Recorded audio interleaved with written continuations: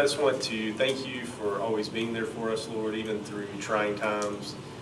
Lord, we've experienced a new, everyday difference, Lord, but we can also take a step back and look at our lives and be there for our common man, as we have seen example after example of people in our community helping each other. Lord, please just give us the wisdom to make the best decision for everyone. That's your name. Amen. Amen. City Council meeting for the month of May 2020, please come to order. Will y'all please silence your cell phones?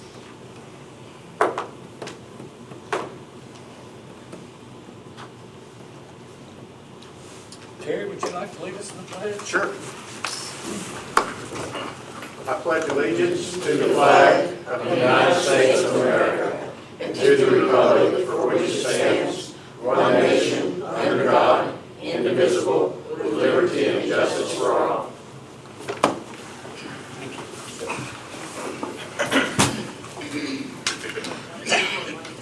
Nancy, would you please call roll? Sure. Terry Lynn, Here.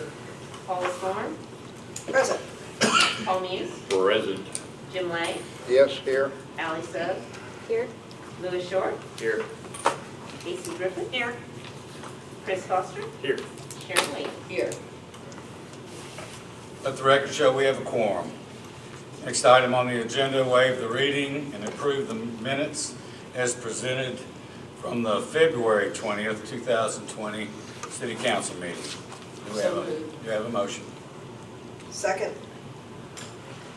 Any discussion? Nancy? Chris Foster, Yes. Sharon Williams, Yes. Jim Lay, Yes. Allie Sugg, Yes. Paula Storm, Yes. Paul Muse, Yes. Casey Griffin. Yes. Louis Short. Yes. Motion carried. Let the record show that per the governor's guidelines for COVID-19, there was no council meeting for March and April of 2020. So the next item on the agenda is to waive the reading and approve the minutes as presented from special city council meeting of May 1st, 2020. If y'all remember, that's when we discussed the opening date of the community center. So moved. Second.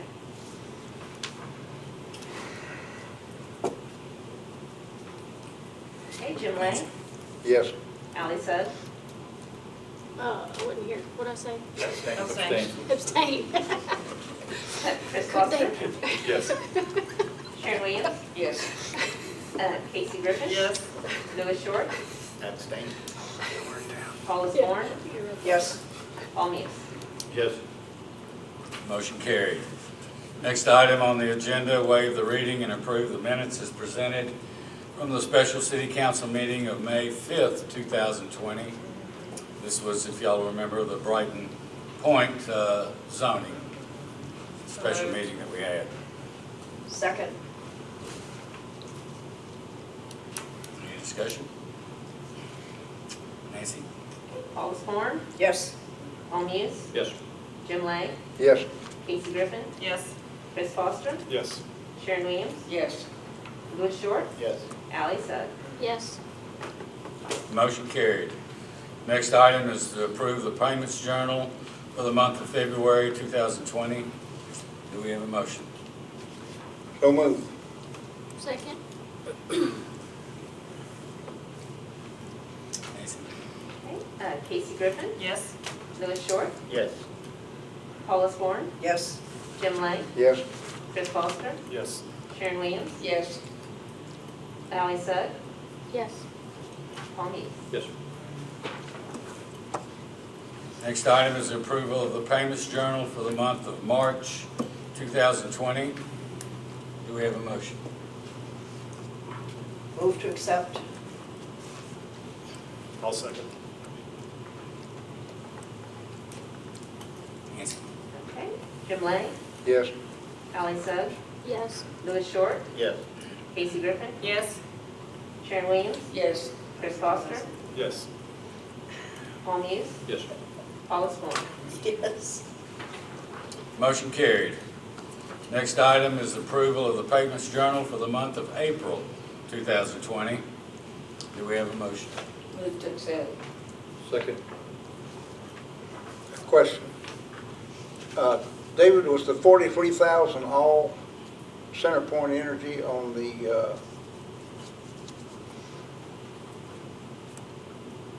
follow me? Okay, the franchise fee, was that all CenterPoint? I really don't know. I'm waiting to- Okay.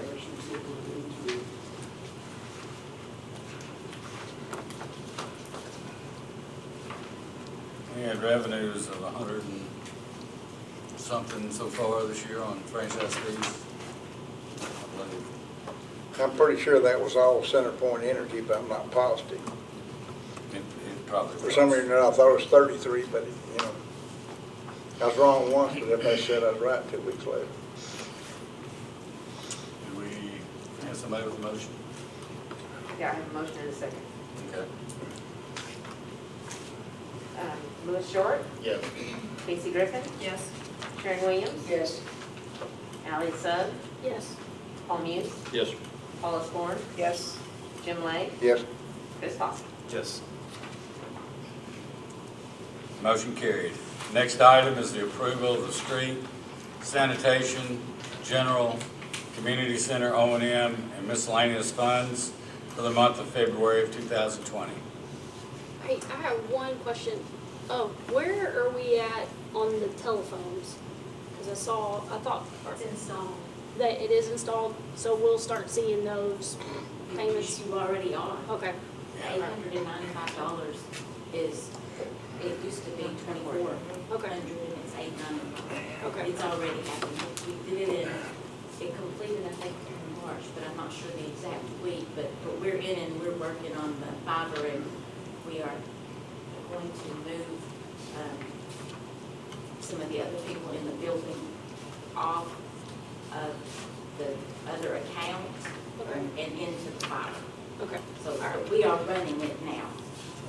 All right. I just saw, I know we budgeted different for this year, and I saw it was running a little higher, so, okay. They ever give us any credit on that past billing? All of it. All of it? Okay. Good. Okay. Thanks. We have no motion. Already good? We need a motion for the second. Motion and a second. For the February. Okay, I'll make a motion, we approve it. A second. Okay, Paula Scorn, Yes. Paul Muse, Yes. Jim Lake, Yes. Ally Sugg, Yes. Louis Short, Yes. Casey Griffin, Yes. Sharon Williams, Yes. Chris Foster. Yes. Motion carried.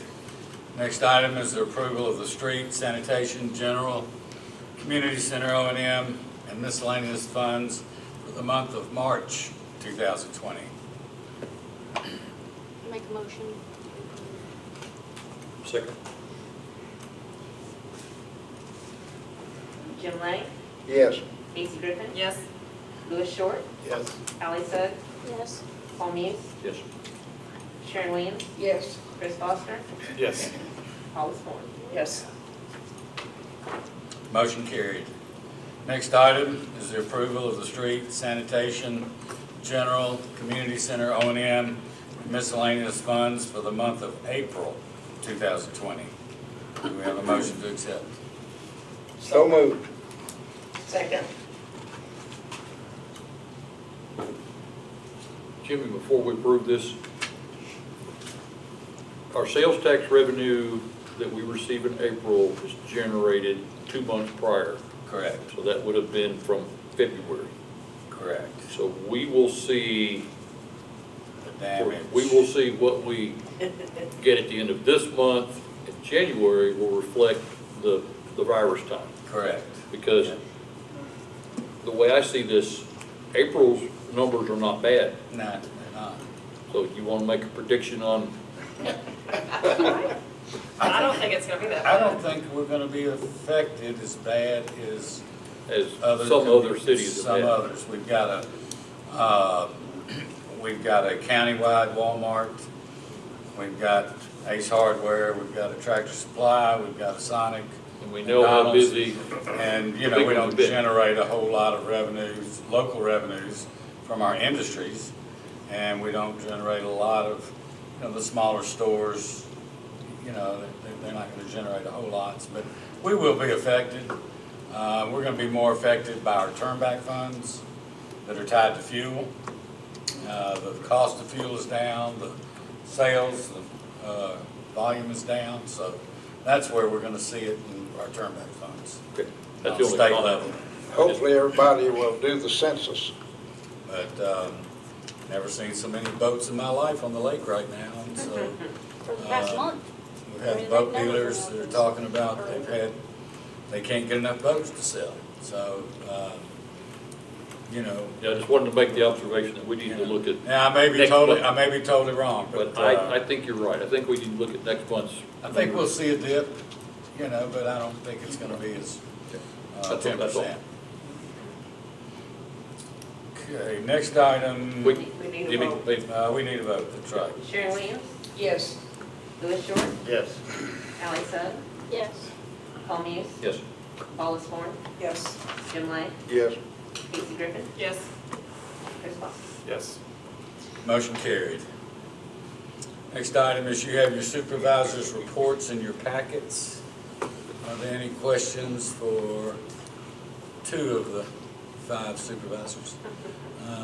I wanted to tell the fire chief, Jason, really appreciate you got the 2 houses torn down and worked over. Looks much better, Northwood and Maine there. Looks very good, thank you. Brian, how has the COVID-19 affected the police department? Well, court dates have been postponed several times, and we had our first one Tuesday. It was a Heber court date, and they issued 26 FTA warrants out of that court. So, like I said in some of the other meetings, we're going to see a spike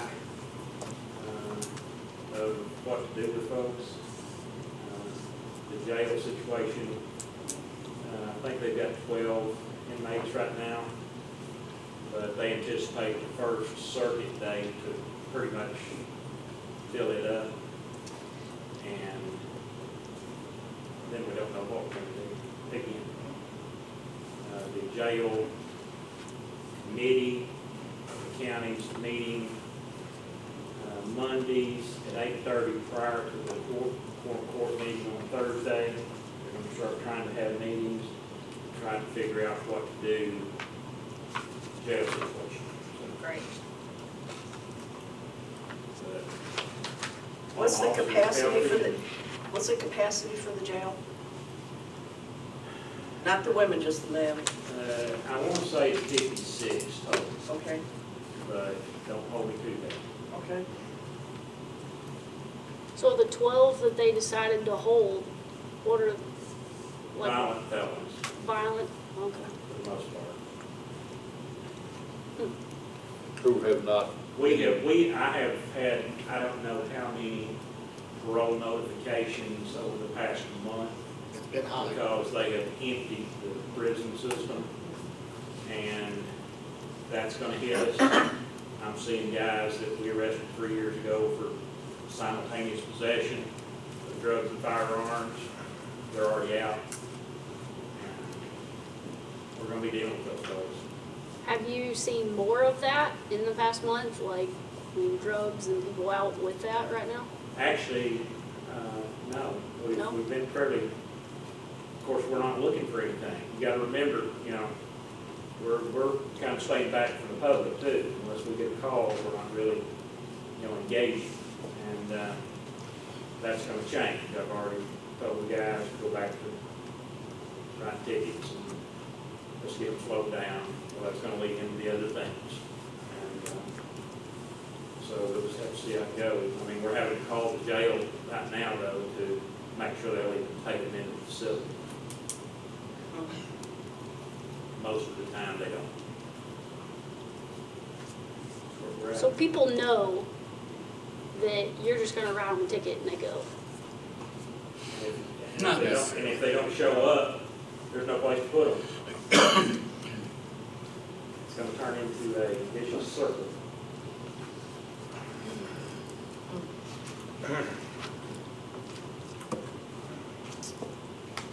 Anything else? Unfinished business, our next item is the water department audit. You wanna, can you come up here, Doug?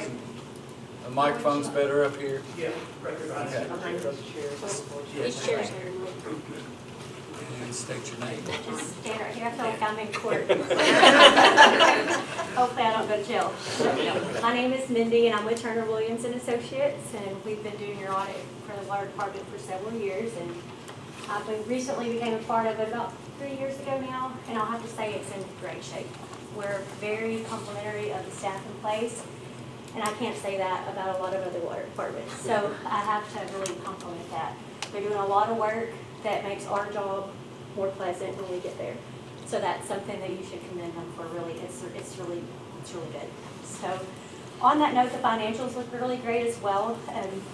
The cash for the year, the total current assets is $20 million. Now the majority of that is restricted cash funds from the bond issuance, but it's up $11,000 for the current assets. And the current liabilities aren't very high. They're actually at $1.2 million, which means you have a current ratio of 15.87 compared to almost 9 from last year. So anytime you have a current ratio of greater than 1, you're doing great. So, part of that is, again, it's the bond funds that are in there, but it's still a good, positive net position that we'll talk about here in a minute. But on the accounts receivable, they were up just a little bit, about 50,000, because the number of gallons of water sold was up about 10 million from the prior year. So that's good. That's the only reason it's really up. So that shows there's really no collection issues, which is something you want to obviously pay attention to there. Your long-term assets are up almost $5 million from a lot of projects they're doing. And of course, that $15 million bond is going to create a whole lot of new projects, which is really awesome to see the city support all of that, because we are seeing a lot of failed water systems right now where they're having huge water loss. They're having to spend a lot of money on that. And so it's good to see the city is supporting the improvements of all the water treatments and the wastewater, and it's really going well. I'm sure y'all are all familiar with all the projects they have upcoming, so if you have any questions, I can go into a little bit more details on that. But that's mostly what I have on the balance sheet. Does anyone have any questions on that? I don't have a podium, so I'm kind of trying to Sorry. carry my hands. Okay.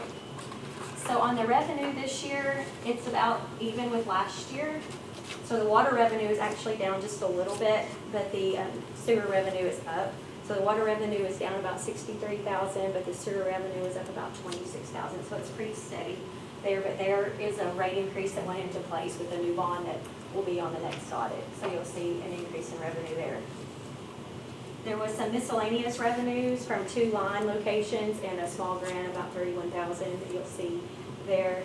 But overall, the revenue looks really good and steady, no declines. It's always good the city's not declining. So the largest expenses that they're had on the capital or the operating expenses is in labor and benefits. And those are up just slightly, but not too much as a percentage of total expenses. The utilities are about 267,000, and the maintenance is 221, and then vehicle repair is about 132,000. So, but overall, the expenses were pretty steady as well. So they did really good keeping the expenses steady as well with increased cost of everything. So I thought that was pretty good. The cash flow is really strong.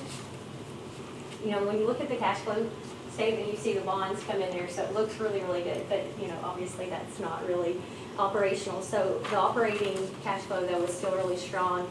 And even after you take out the proceeds from the bond, it was $828,000 of increase for the cash flow. So the net position overall increased by $368,000. So that's really what I have on the financials. If y'all have any other questions. Have they, do you know if they've hooked up to Eden now yet on the sewer? That's a whole question. No? No, they have not. They haven't? No. Okay.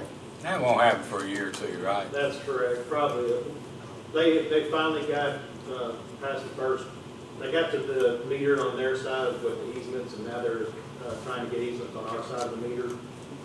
They do have a contractor, so already bid out the contractor. So basically, they're just waiting on easements, and once that's done, it should start, so probably about the end of the year.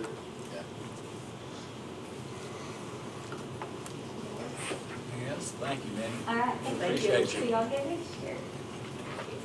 Do y'all have any questions for me? We're all, real quick while I'm here. When you gonna stop tearing up our streets, Paul? Oh, I'm hoping soon. I do want you guys, as I was talking to the mayor real quick, I do want you guys to know we are doing a, with this sewer project, we are doing a new thing of pipe bursting. So rather than tearing up all your street, especially Equipment Street that we just paved, we actually laid 700 foot of 8-inch sewer pipe underneath Equipment and Walnut without disturbing those two streets. We literally just dug up at one manhole, dug up at another manhole, relayed pipe without having to excavate. It's called trenchless boring, and what we did was we actually just ran a boring machine basically through it and busted through the existing pipe, got it out of the way, and then ended up we could tie onto it so you don't have to dig up the whole town. Ely and Pine right now has the same issue going on. We have we literally dug it up. I know our old clay pipe, attached to some good PVC, disconnected that, ran it through the clay pipe to a manhole. We destroyed the manhole, replaced it, and now we're doing the same thing. The reason why we did it at Pine and Ely, as I stated to the mayor earlier, the power company had come in years after we had our clay main put in, and they put a telephone pole right on top of it. When we expressed to them that we were going to have to do something about that main because it's been stopping up, and frankly, I think that's probably why it was stopping up, is because they probably cracked it as a clay tile, so it cracks easily when you hit it. And they were not very supportive. They told me it cost me about $8,000 to move the pole. I was kind of not supportive of them. I told them that I would figure out some other way of doing it. So we ended up trenching, not trenching, but bursting underneath it. It didn't even move the pole whatsoever. We had the guys back up in case, because you can feel it when it's going underneath your feet. You can feel it bursting through that pipe. And so we were kind of nervous about the insulators and things, and we just kind of stood back and prayed, and it didn't even wiggle the wires. So it went right through there, took it out from underneath it. We literally laid a brand new, it's HDPE, which is the newest material. It's not PVC. HDPE jointless, they're welded joint, and laid it from that manhole all the way to the other manhole without even disturbing that telephone pole. And now today we finished going down. As a matter of fact, this afternoon they took we had the machine rented, which we ended up not having to pay for, but the machine left today. I was very sad to see it go, but we actually ran down Pine Street about another 600 or 700 feet. The line started in grass and a manhole, and it went right underneath the sidewalk that the city put in fairly recently on Pine Street, that last section between Hillcrest and Pine. And rather than cutting up the sidewalk and having to redo all of it, we just bored right underneath it with this trenchless technology.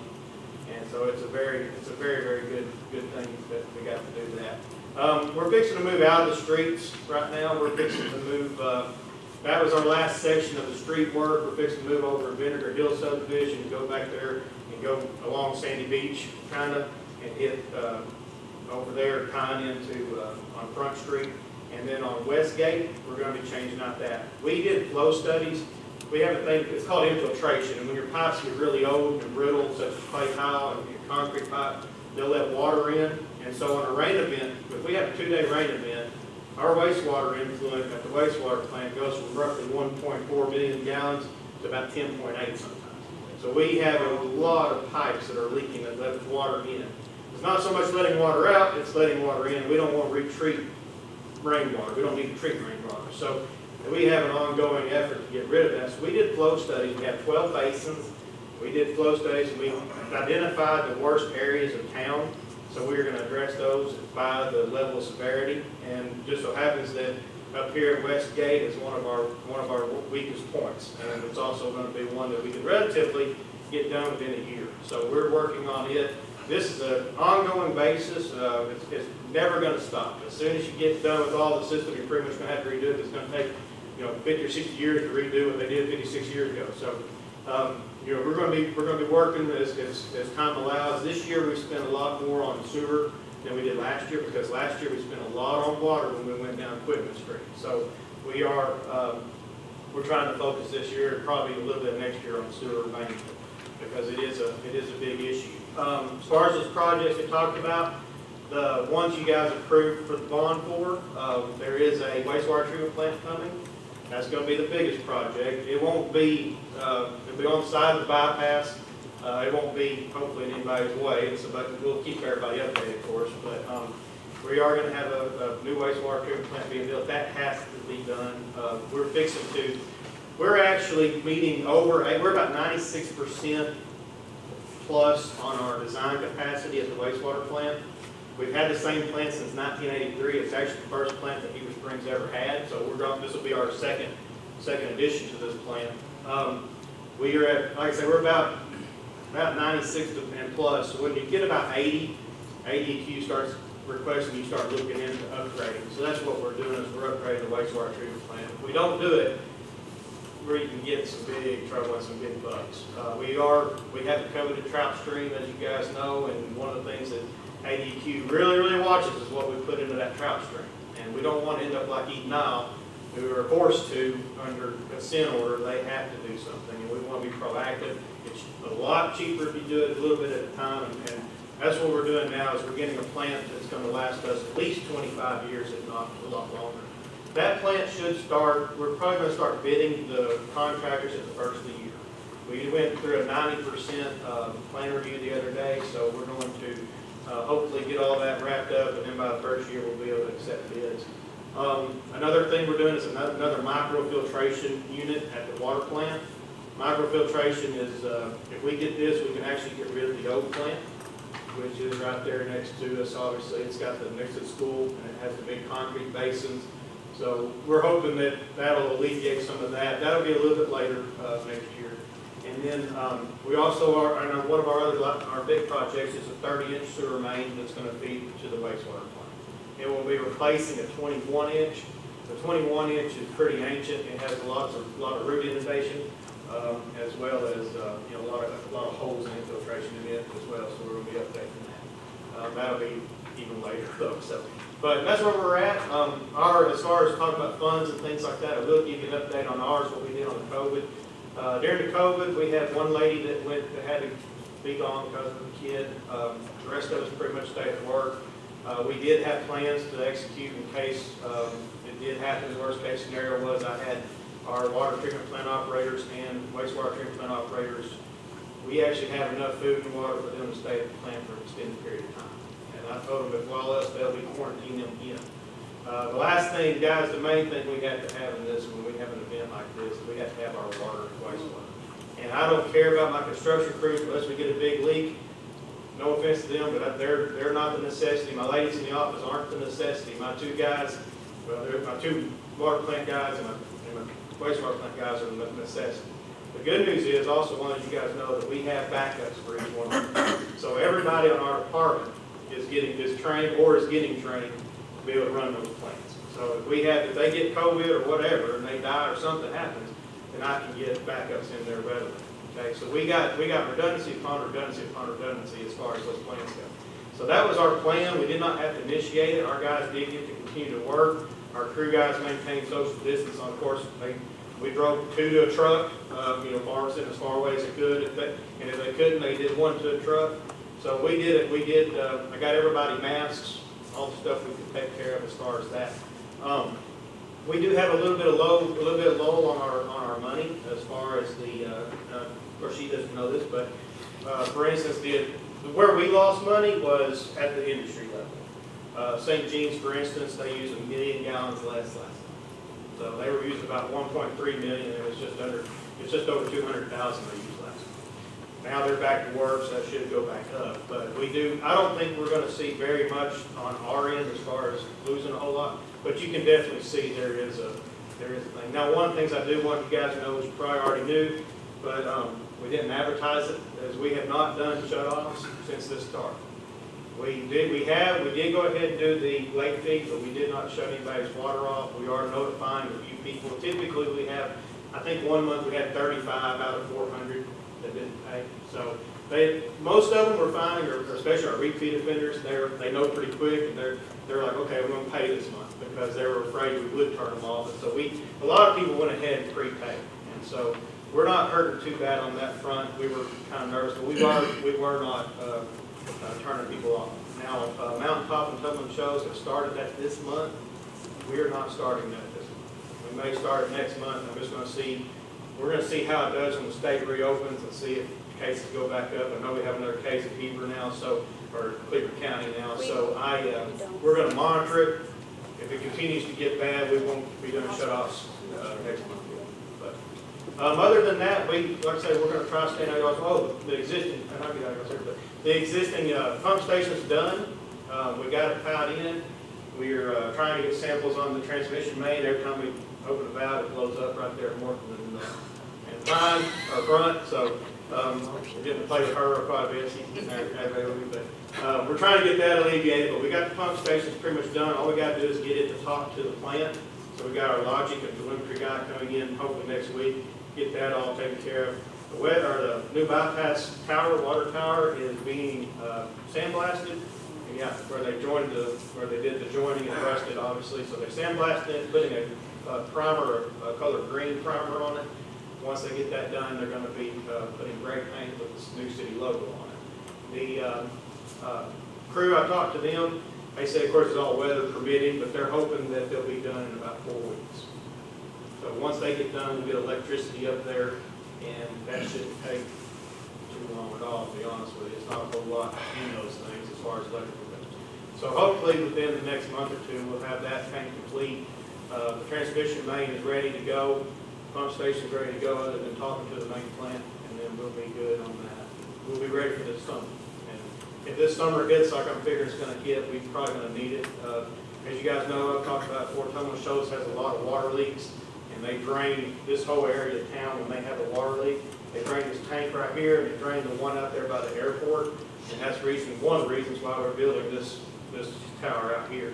It'll help feed them. We can feed them all they can handle. So we don't have to worry. When they're running literally 38,000 gallons in an hour is what we clock their leaks at. So when they're running 38,000 gallons of an hour, I'm like, cha-ching, cha-ching, cha-ching. You know, I'm not sitting there worried about these guys, such as Sonic, not being able to flush the toilet. That's an update on us. If you guys have any questions, I'll be happy to answer them. I'll be happy to get out of here. The new tank feeds the hospital, correct? Yes, the new tank will feed, it's a secondary feed. It's also a secondary storage for what we call the third pressure plant. And so and actually, not only does it help this tank out here by the bypass, because if you look, when you cross the dam, you can tell that they're exactly the same height.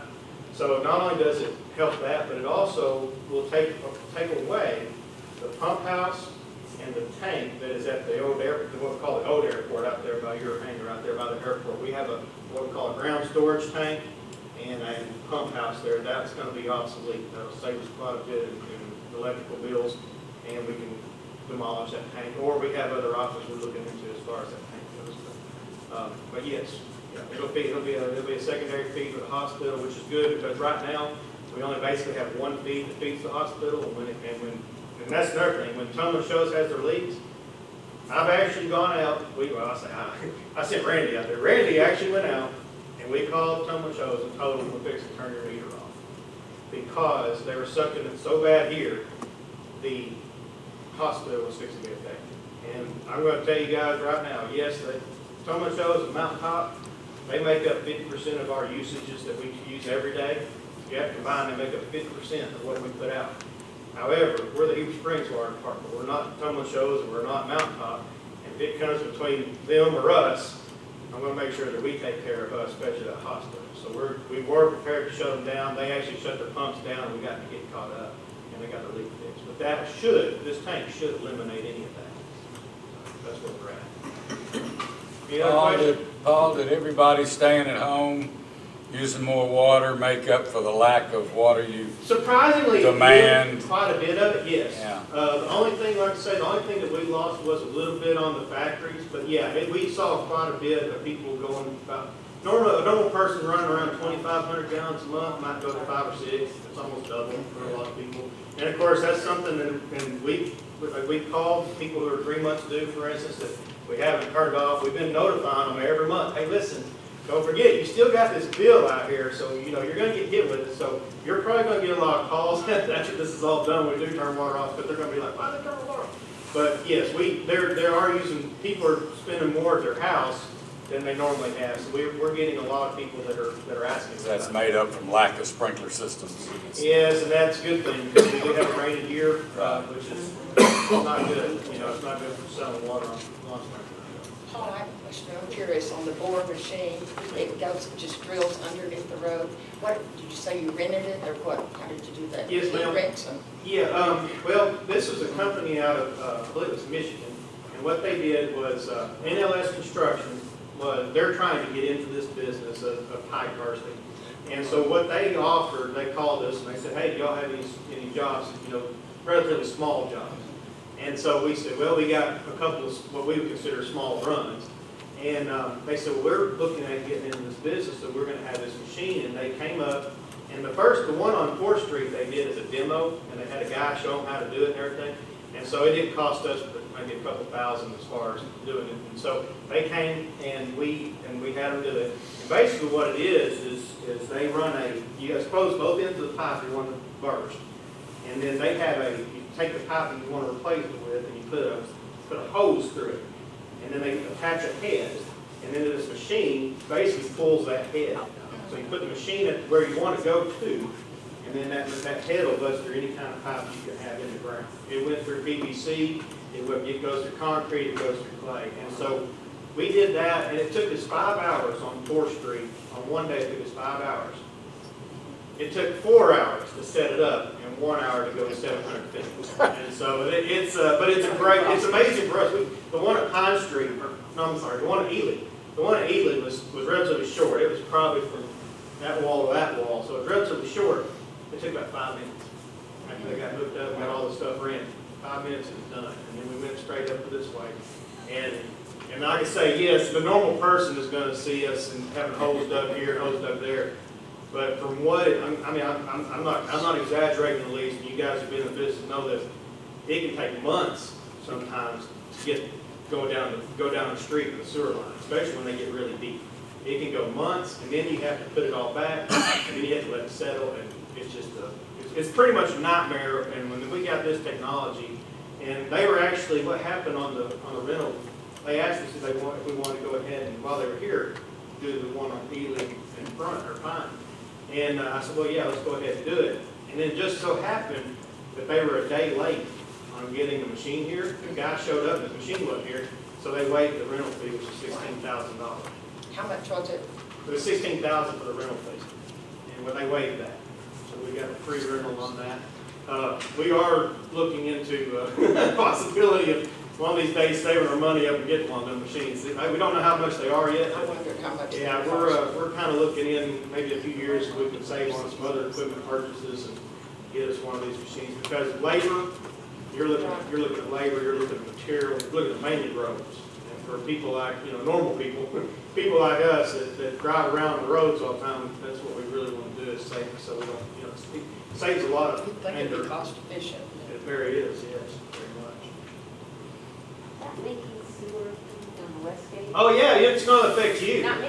Oh, that's right, you moved. As a matter of fact, your pool is on top of my main. I forgot about that till you It was did that. pre-existing. Yeah, which one, pool or? Okay, I was there anyway, first. my question was, how long would it take to do that, and what is your next?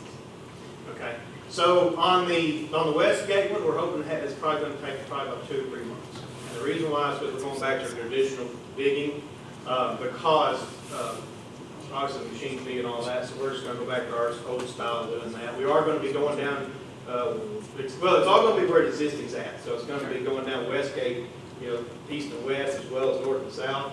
But yeah, we do have an issue. We've been trying to figure out what we're going to do about your pool, or your old pool. But your old pool is right on top of the old playground. It was pre. Yeah. When we got there. Yeah. I was just asking, what was the next, like you said there was 10 places that. Oh, we okay, tried. the next one What after was the that, next one after that? we're actually looking there, and then we have 2 spots that are kind of equal. One actually addressed over here on South 4th Street, that was a big one. And then we also, basically down there by the Armory, that's some pretty big holes. And then up there on the north end of town, probably around Thunderbird, that's some big holes. We have one on the south end of town down there by the armory that obviously, we don't know exactly where it's at, but we obviously know it's near a creek. Because when our flow study, or on our flow charts, it shows it, and there's like no rain, and then we have a rain event, and it goes up, but rather than coming back down slowly like a normal, like a normal overflow would, it comes straight back down. So what that indicates, it indicates that you have a hole on the top of the pipe that normally doesn't have any flow, harmonious flow, but when the creek comes up, it floods it. And then as soon as the creek goes away, it goes away. So we know we got some big holes on that end of town, and we're actively looking for those via smoke testing and camera. Are all these sewer lines the same, like what size the clay tile and versus the PVC? No, we have different, most of them are 6 and 8s. We do have a few 10s and some 12s. We do have a couple of 20, we got 121 and 124, but most of them that were replaced are 6s and 8s.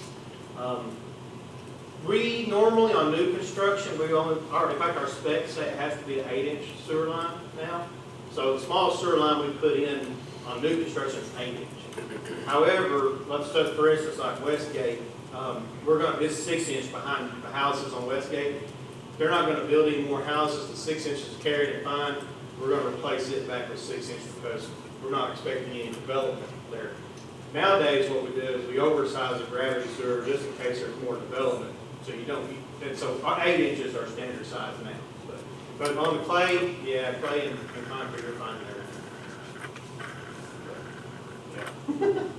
I'm glad your machine worked because I went down there and watched it, and that's really interesting new material that they have. And I was really glad that y'all got finished before Memorial Weekend. Yes, sir. We trying to clean everything up before Memorial. That would have been a problem. Yeah, we're very cognizant of when people are going to be here. And so we try to, even if we have to pull off a job and patch it up a little bit and then come back later, we'll do that. But yeah, like 4th Street, for instance, the only reason 4th Street was even closed for as long as it was because we rehabbed the manhole. If we hadn't rehabbed that manhole, if it's just been a simple tie-in, I would have had that street open that very day. I mean, you're looking at 6 hours and 720 something feet of pipe. I mean, and the fact that the pipe was put in about an hour. I mean, yeah, I know I'm a dork when it comes to this stuff. But when you've been in this business 23 years and you've had to deal with this for so long and you're just used to it, and all of a sudden something like this comes into your world, it's just literally groundbreaking. Is the pipe following this thing as it's busting the sewer? Yes, yeah, it's basically a big head, and you have to get different heads for different sizes. Right. But the big head bolts onto the new piping, which is tubing. This stuff is the heat fusion, and so the joint, they say, I've never tested it, but they say the joint is actually stronger than the pipe. The pipe will actually split before the joint does. I've done that, believe it or not. Yeah. So In everything nuclear that we're powerhouses. putting in now, theoretically, should never leak at a joint. And so anytime it goes under a road or a sidewalk, we shouldn't have to ever worry about coming back and digging that back up due to a leak or infiltration.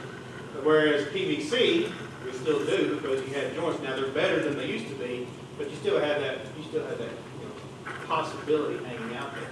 But basically what it is just a big head on the point on the end of the new pipe, and then they just run a cable through the old pipe, hook up to that thing, and just pull it, and that thing moves. It moves. How many was it? It was. I remember. They gave me the number. I want to say it was a foot every 2 seconds. That's what it was moving. 1 foot every 2 seconds. So it is moving pretty good. And of course, and again, you're not digging through solid rock. If it's laid on solid rock, you're laying right back where it was. You don't have to worry about having to fight the digging or anything like that. So it's a. And again, I've never seen anything where you can just go right underneath the telephone pole and not mess it up. So you may have to do it under a swimming pool. That may be the only thing I can do. Paul, thank you. You're welcome. You guys, if y'all have any questions, feel free to contact me. You should all have my number. If you don't, I'll get to you. I'm always at the water park anyway. She has my number, I know. She's good at calling in. By the way, I called you the other night, did I not? After the fact. Well, sometime around there. But anyway. But yeah, just give us a call. And of course, our Facebook page, if you watch it, you'll see pretty much what we're doing every day. So Well, we thank you. I appreciate you guys letting me talk for a little bit. We're proud of our water department. Well, thank Yes, you. sir. Yeah. Y'all have a good one. Thanks, Paul.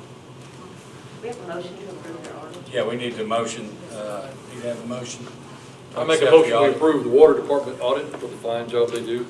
Second. Okay, Jim Lane, Yes. Louis Short, Yes. Ally Sugg, Yes. Paula Thorne, Yes. Paul Muse, Yes. Chris Foster, Yes. Sharon Williams, Yes. Casey Griffin. Yes. Motion carries. Next item is the community center of the age. We're gonna table that, again. Ally and I had a good conversation, earlier today, and we've got some tweaking to do on that. And I think we've got some ideas that'll work, so, for right now, let's table that.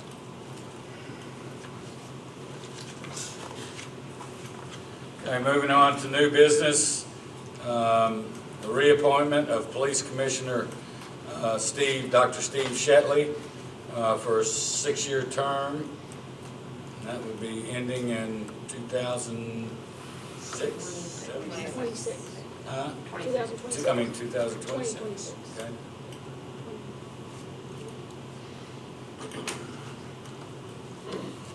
Entertain a motion to accept.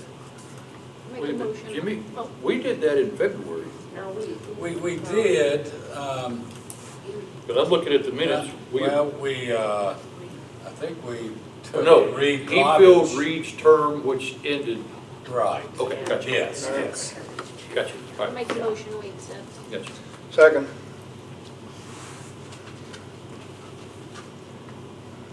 Paula Thorne, Yes. Jim Lane, Yes. Casey Griffin, Yes.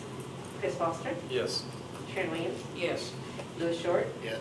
Ally Sugg, Yes. Paul Muse. Yes. Motion carried. Next item is to move utility Chevy long bed truck from fire department to parks and that would be VIN number 1GCEK14, V is in Victor 25Z 284083. Just moving it from fire to parks. I make a motion that we move Chevy long bed truck from fire to Parks and Rec. Second.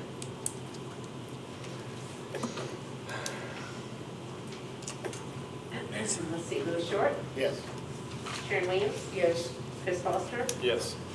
Ally Sugg, Yes. Paul Muse, Yes. Paula Thorne, Yes. Jim Lane, Yes. Casey Griffin. Yes. You strip the lights and siren, Doug.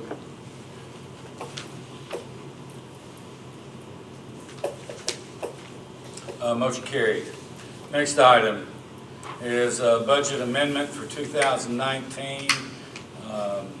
It's a resolution to amend our budget. Y'all have the resolution in your packets. I didn't have it. You should. Oh. Jim. It's because it didn't get done till Tuesday. Terry, is it necessary when we read this to read the numbers on the next page? I think you read the totals. Pardon me? Totals. No? Yeah, just the total. Just the total? It'll be just on page 2 is what we'll read, 2 and 3. The totals. Page which? Let me see, no, I'm sorry. Well, we got actually 3 pages on the addendum, on the Yes. attachment. So just exhibit A, I'm sorry? just exhibit A? The totals? Yeah.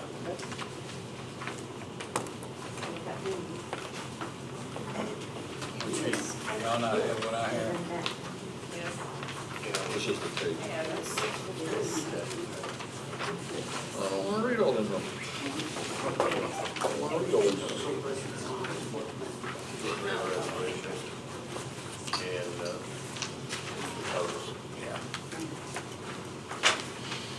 want to read this resolution? I'll read it. You ready? 02, Perfect. 2020-02. Zero who? 2. Okay. Resolution number 2020-02, amendment number 1. A resolution amending the budget for the city of Heber Springs, Arkansas for the 12 months beginning January 1st, 2019 and ending December 31st, 2019, appropriating money for each item of expenditure therein provided for and for other purposes. Whereas the city has determined it's necessary to amend the city's budget for the 12 months beginning January 1st, 2019 and ending December 31st, 2019, whereas it is a finding conclusion of the City Council that the attached Exhibit A of the proposed amendment appears to be accurate and necessary for budgetary purposes. Now therefore be it resolved by the City Council of the City of Heber Springs, Arkansas, Section 1, that the budget for the City of Heber Springs, Arkansas for the 12-month period beginning January 1st, 2019 and ending December 31st, 2019 is hereby amended in part as set out in the attached Exhibit A, which exhibit is incorporated herein as in set out word for word and figure for figure. Section 2, the respective budget or respective terms for each item of expenditure proposed in this amendment to the city's budget for 2019 are hereby approved and adopted for the operation of the city of Heber Springs, Arkansas by the City Council on this date and constitute an appropriation of funds which are lawfully applicable to the items contained within the amendment. This amendment may be altered or revised by action of this governing body, and unpledged funds may be subsequently appropriated to another purpose except as prohibited by law. Section 3, the mayor or his duly authorized representative may approve for payment out of funds appropriated by this amendment or otherwise approved by the City Council for those purposes, or it may disapprove any bills, debts, or liabilities asserted as claims against the city, provided, however, that the execution of all contracts and conveyances and lease contracts shall be performed by the mayor and city clerk or recorder when authorized by a resolution in writing approved by a majority vote of the City Council present and participating. Section 4. If any provision of this resolution or the application thereto of any person or circumstance is held invalid, such invalidity shall not affect other provisions or applications of the resolution, which shall be given effect without the invalid provision or application. And to this end, the provisions of this resolution are hereby declared to be severable. Exhibit A, A&P Fund, net change, final budget. I guess we got to go this way. Net change from 2108. So, how you want to do this, Terry? Just read the totals? Yeah, I think you just read the Just total. read the All right. totals. Net change in A&P Fund, final budget $6,755. Airport Fund, net change in fund budget $105,830. Administrative Justice Fund, net change in budget negative 18 cents. Cemetery Fund, net change in budget $3,818. Community Center O&M Fund, net change in final budget $89,958. Emergency Fund, net change in fund budget $2,127. Fire Equipment Fund, net change $63,450. Fire Protection Fund, net change $1,066. Gas Lease Fund, closed, net change in fund budget, subtract $213,308. General Fund, net change, subtract $114,851. Municipal Court Administration Fund, net change, subtract $14,616. Police Equipment Fund, net change, subtract $583. General Reserve Fund, net change, $1,024. Sanitation Fund, net change, subtract $285,034. Street Fund, net change, $23,470. Move we adopt this resolution. Second. Any discussion? Nancy? Paul Horn, Yes. Jim Lane, Yes. Allie Sugg, Yes. Paul Muse, Yes. Louis Short, Yes. Casey Griffin, Yes. Sharon Williams, Yes. Chris Foster. Yes. Motion carried. Next item is the training coordinator for fire. We are going to table this. We have some HR issues and questions that we have that we were discussing earlier, so we need to table this till the next meeting. Next item is the nuisance ordinance. That will have to be read one time in full and another two times by title only, correct? We just have a draft here. I'm sorry? We just have a draft. You All we just have a is draft? I think this draft is complete though, isn't it? Well, I prepared that so that everybody could review it before you actually voted on it. So I assume if everybody's reviewed it and they're fine with what it says, we can read that ordinance, and I can get you one that doesn't say draft on it, but it was, I'm sorry, go ahead. Under 5.04.08, it has Wake County Collector in there, shouldn't that be Cleveland County? It should be, probably. Okay. She said 5.0. 5.04.08.03, notice by mail. It says notice by mail shall be sent to the owner's address of record with the White County Collector. Yeah, that should be Cleveland County. Yeah, should be Cleveland County. Can you tell us again where you're reading that in? What page are you on? Well, I don't know. That doesn't have page number. 5.04.08.03, notice by mail. It's on top of a, It's 13. is it 13? 5.08.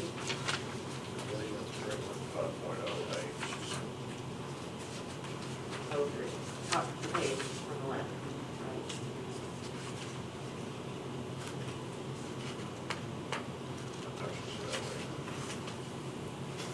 Oh, 040803. On the very top. Yeah, it does say White County. Yeah, I don't want to send anything. Heber right now. Springs. She said on page 13. Good catch, Paula. 5.040803. I have time to read. Okay, That's the reason it has draft on it. yeah. Before that's read, may I read something first? Sure. Ordinances. An ordinance must be reasonable. They must not be oppressive. They must not be discriminating or partial. They must not unduly restrain lawful trade. They must not violate civil rights. They must not be ambiguous. And the ordinance must contain only one general subject clearly stated in its title. So was this White County's though? Was it theirs? So if they have, this is theirs, Well- then Go ahead, Terry. Oh, I don't know. I don't know where we pulled that from. Apparently White I County. think, Well, it was from several. It's actually four Yeah. different counties. It was from 4 different counties. Four Okay. different locations. So they put White County instead of Cleveland County. It's just a, that's a It was typo. just Typo. That's a pulled the typo. section out of it. Yeah, well, what I was reading, White County, Heber Springs Department. It was. Should it was read an Cleveland over- County. It was a typo. Okay. But other towns, other cities, other counties have adopted this nuisance ordinance, so I was just saying because, Of some form. Yeah. This is a conglomeration of four. What it goes and gives us the definitions that we're looking for. Most of the every one of the definitions were different, but the definitions that actually fit us the best was what was put in. So it's bits and pieces of four different ones, and then some of it we actually had to write ourselves. You mean 4 different other ordinances that are already in effect? You pulled from White there. County, Russellville,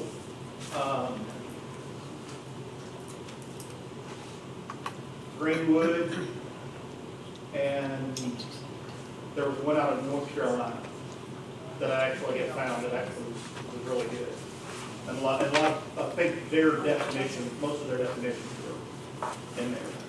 so what you're saying is you did your research. Yes, ma'am. Sounds like it.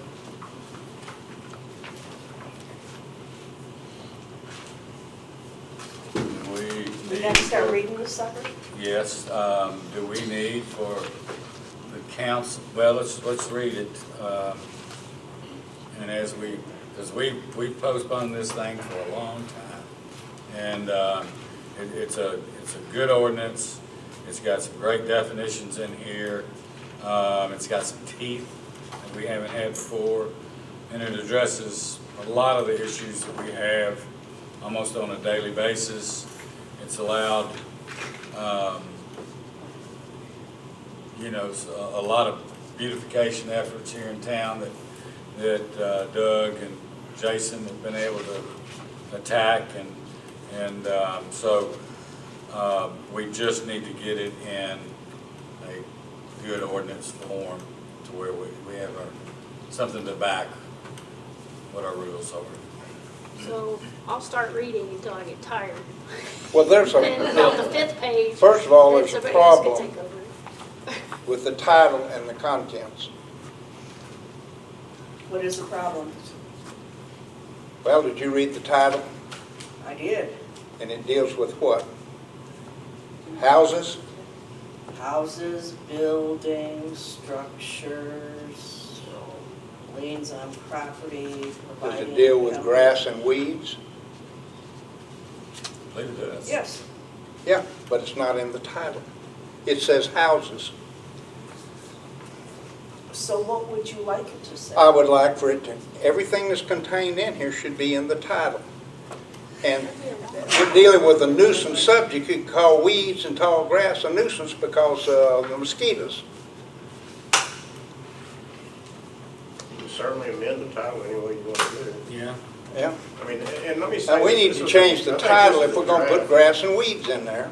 I think Jason and Doug has primarily worked on this, isn't that correct? Putting this together. So, I mean, I know this is sorely needed. There's no doubt in my mind. There's a few of them in my neighborhood Oh, I got some too. that, Don't we already have something else on grass? We have an unsightly, unsanitary right now, it's Yeah. very, very vague. And all we can do is just send a letter. It doesn't allow us to get on the property, doesn't allow us to clean, doesn't allow anything. Cersei, we use a portion of the ordinance you have in front of you, or the draft of the ordinance you have in front of you. The language that's used in it was pulled from Cersei, and that's what Cersei does. They come out, an officer looks at the yard, he goes back, he can actually hire a third-party contractor to come in and clean, we'll pay, and then we put a lien on the property. We can figure out the, So this just goes way into detail. Yes. Yeah. I think the title needs to be clarified. What do you want to add to it, Jim? I don't have a problem with the ordinance because, like I said, it's sorely needed. But what I just read, it says it deals with one subject only. And I can say the weeds could be a nuisance, but the title only deals with houses and buildings. but, and nuisances and for other purposes. Building and or structures. Or property. I'm just saying if the title can be corrected here, now, I think, go for it. let me just ask, has everybody read this ordinance? Is everybody okay with the way it's worded? I mean, as far as the provisions in it, other than correcting the typo and the title? I mean, is everybody, Y'all know that I have no problem with this, because this goes back to my day when I irritated 40% of the people in the city. This, like Doug said, this gives them a little more authority than what we've got existing. The question has been, can you go on private property? And I like what they did about vehicles. In my day, you walked up, put your hand in the hood, start it, and if it doesn't start and run, you gotta get rid of it. Right. That was too harsh. So then we said, okay, we'll let you cover it up, but that wasn't in the law at that time. Now we can.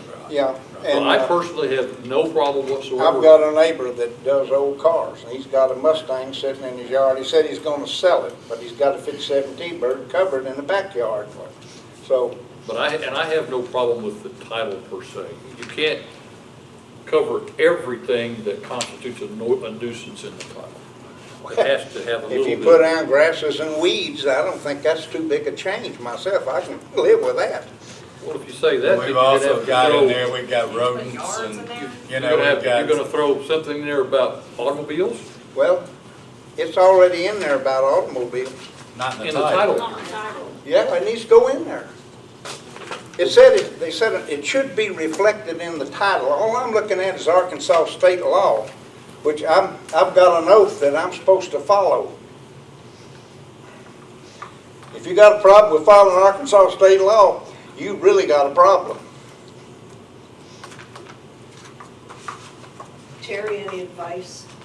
Well, I was just trying to look at it, because what we're doing in here is we're actually amending chapter 5 of your code, which is maintenance of property. Heber Springs Municipal Code, Title 5, Chapter 5.04 is hereby amended to read as follows. But as far as adding something to the title up there, I have no problem. I mean, there's no problem with doing that. That's the way I think you fix it. You know, providing for the combination and removal of houses, buildings, and our structures constituting a nuisance within the corporate fund for land property.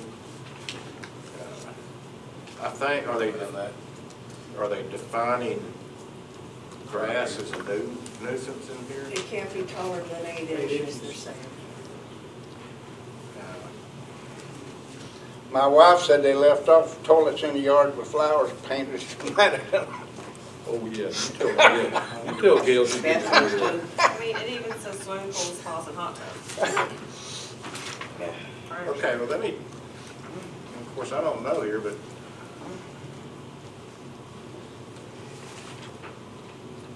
and again, let me say, you know, I just got it in the form to amend it. I'm not expressing an opinion about it. Let's see what it says over here. General regulation. Because they also talk about rodents, I mean, they talk about a whole mess of stuff. Well, incidentally, Paul, Grass or weeds? we did have a deal where we would hire somebody to go in and clean the Well, property. you probably just add maintenance to property up there. Hell, we couldn't find anybody to go in and clean I it. know. Because they cared about the liability.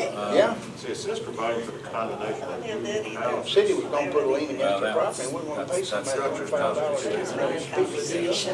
I'm the only person that ever put a lien on property, Jim, I know. So if they're wanting to go into a lot more than that,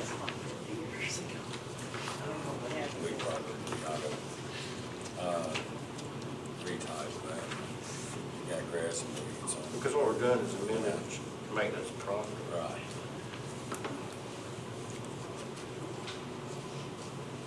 That's true, I mean, we have it there, yeah.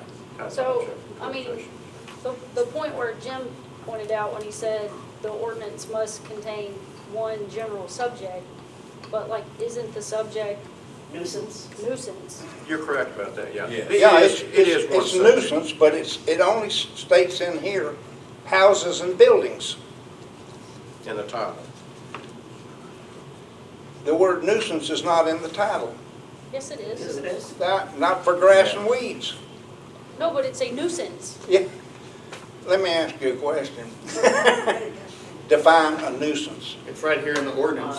Yeah, it offends, but you can say it deals with a nuisance, and what's a nuisance to one person is not That's another. exactly right, that's why we But have it an says ordinance. a general subject. Yes. That really, I think. What I'm covers saying it. is it should be in the title. If you're gonna deal with grasses and weeds and automobiles, I mean, some people consider you a nuisance, but that's not in the ordinance. So, you know, yeah, well, there's a lot of people been told to observe the Well, mistletoe and see my definition- britches the too. definitions- Okay, time out, time out. Where's it, Jason? The definition's on page 2. There it is. it's in alphabetical order, I think. Under Any of definition, the nuisance covers, Any of the following. technically it would cover grass and weeds, because that would be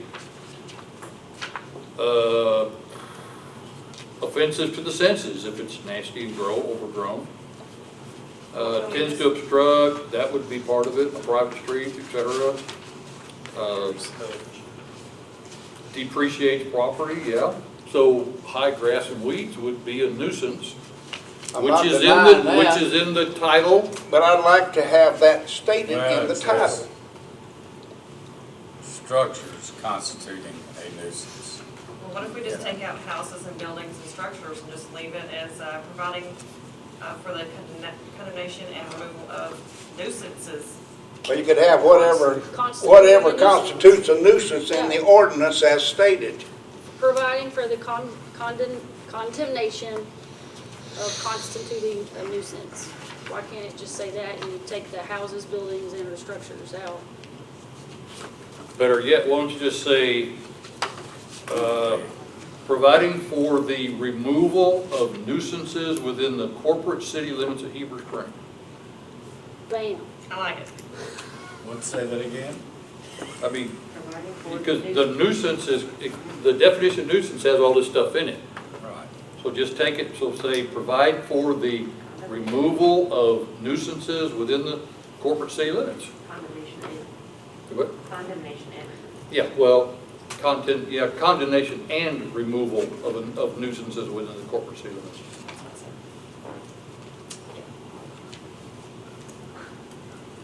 That should cover it. It's a little vague. Agreed.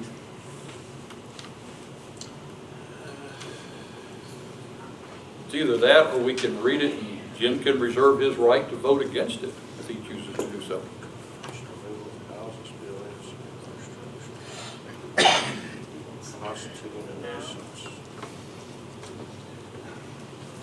Because if we start reading now, we'll get done about 10:15. My recommendation is Valley Be volunteers to thankful that read you it. don't have to read it 3 times No, we don't. on 3 separate occasions. You know, you might could use maintenance of property. Could you what, Terry? Maintenance of Well, property. maintenance of property might be a wording you could use. Because the title, I tend to agree with Jim in the way, the title just talks about removal of houses, buildings, and or structures constituting a nuisance, providing for a lien on the property. So it's true, you know, that's just dealing with those. If you're gonna talk about automobiles, which I think are in here, Mhm. grass, Autos. weeds and grass, motor vehicles and Trash. things. Yeah. You know, I think you probably do need to get into more. So do you want to, Defining the after, wait a minute, how about this? Providing for a lien on the property, semicolon, and maintenance of real property, then just throw that in there, maintenance of real property, which would be, it would take care of your grass and weeds and vehicles. Cover everything? Just throw that lien on the property and then put a comma, maintenance of real property and a semicolon and put providing for penalty. House building and all structures contain nuisance within the corporate limits, providing for lien on the property. Well, something can be unsightly to one person and not to another. Except for other purposes. That's why I say it's better to do it right the first time and get it done than to sit here and do something and have to do it over. Maintenance of property, defining the nuisance and providing the penalty therefore. Lien on the property, providing for lien on the property. And we need to leave in there providing a penalty. Yeah, that's gonna be at the end of anything.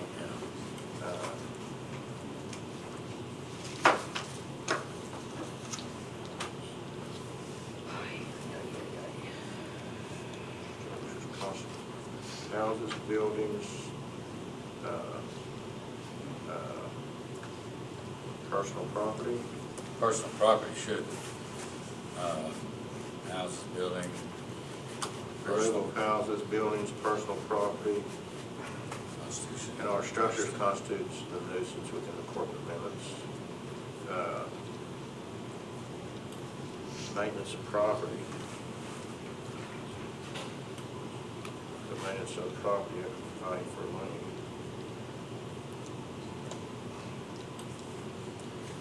Property.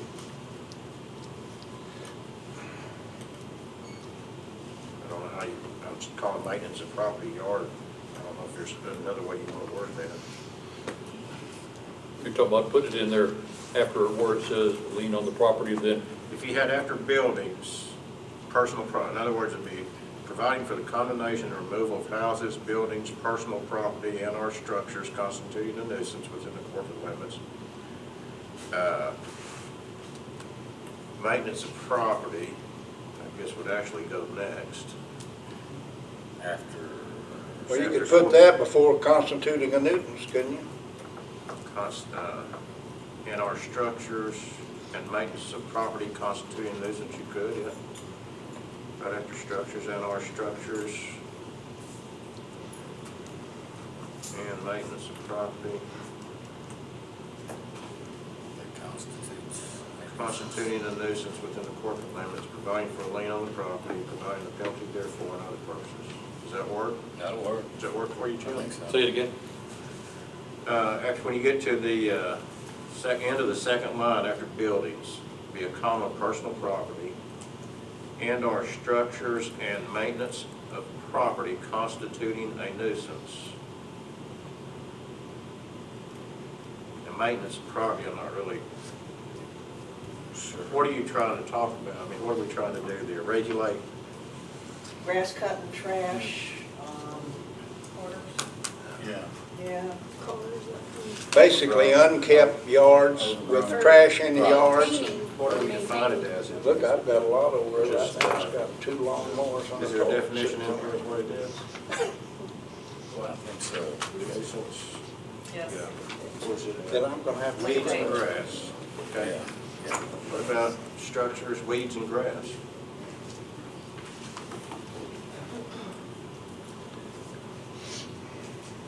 Try I don't that. know if you have to. And our structures, comma, and weeds and grass constituting a nuisance. I think maintenance of property would cover with that. Could go to maintenance of property, that's fine. That covers everything with Okay. that. Yeah, because that includes garbage and some unsightly. I move we had Terry read the title. Let me try this and see what you guys think. An ordinance amending Heber Springs Municipal Code, Title 5, Chapter 5.04, providing for the condemnation and removal of houses, buildings, personal property, and/or structures, and maintenance of property constituting a nuisance within the corporate limits, providing for a lien on the property, providing a penalty therefore and for other purposes. Yes. That's kind of, So can I start from there? Okay, y'all want me to go now? Are we Go. good with that? Yeah. Did you get that, Nancy? And also, When you get tired, I'll start reading out. also when you get to the White County part, just change that to Cleveland County. Yeah. Probably won't get to I page think it's 15. on. There was, Typo. there was more than one, wasn't there? White County? I just saw the one. Okay. I just signed it's it. going to be water. We'll find out when we read it. Right, when it's read, if we come up on something like that, well, Yeah. Whereas the city council of the city of Heber Springs has reviewed its ordinance with regards to the maintenance of real property within the city, and whereas the city council has determined that it is in the best interest of the city, its citizens and residents to revise and update such ordinances. Now therefore be it ordained by the city council of the city of Heber Springs, Arkansas as follows. Section 1, the Heber Springs Municipal Code, Title 5, Chapter 5.04 is hereby amended to read as follows. Chapter 5.04, Maintenance of Property. Section 5.04.01, Interpretation and Applicability. 5.04.01, General Rules of Interpretation. These regulations shall be known as the Heber Springs Nuisance Abatement Code. These regulations are intended to ensure public health, safety, and welfare insofar as they are affected by the continued occupancy and maintenance of structures and premises within the city of Heber Springs.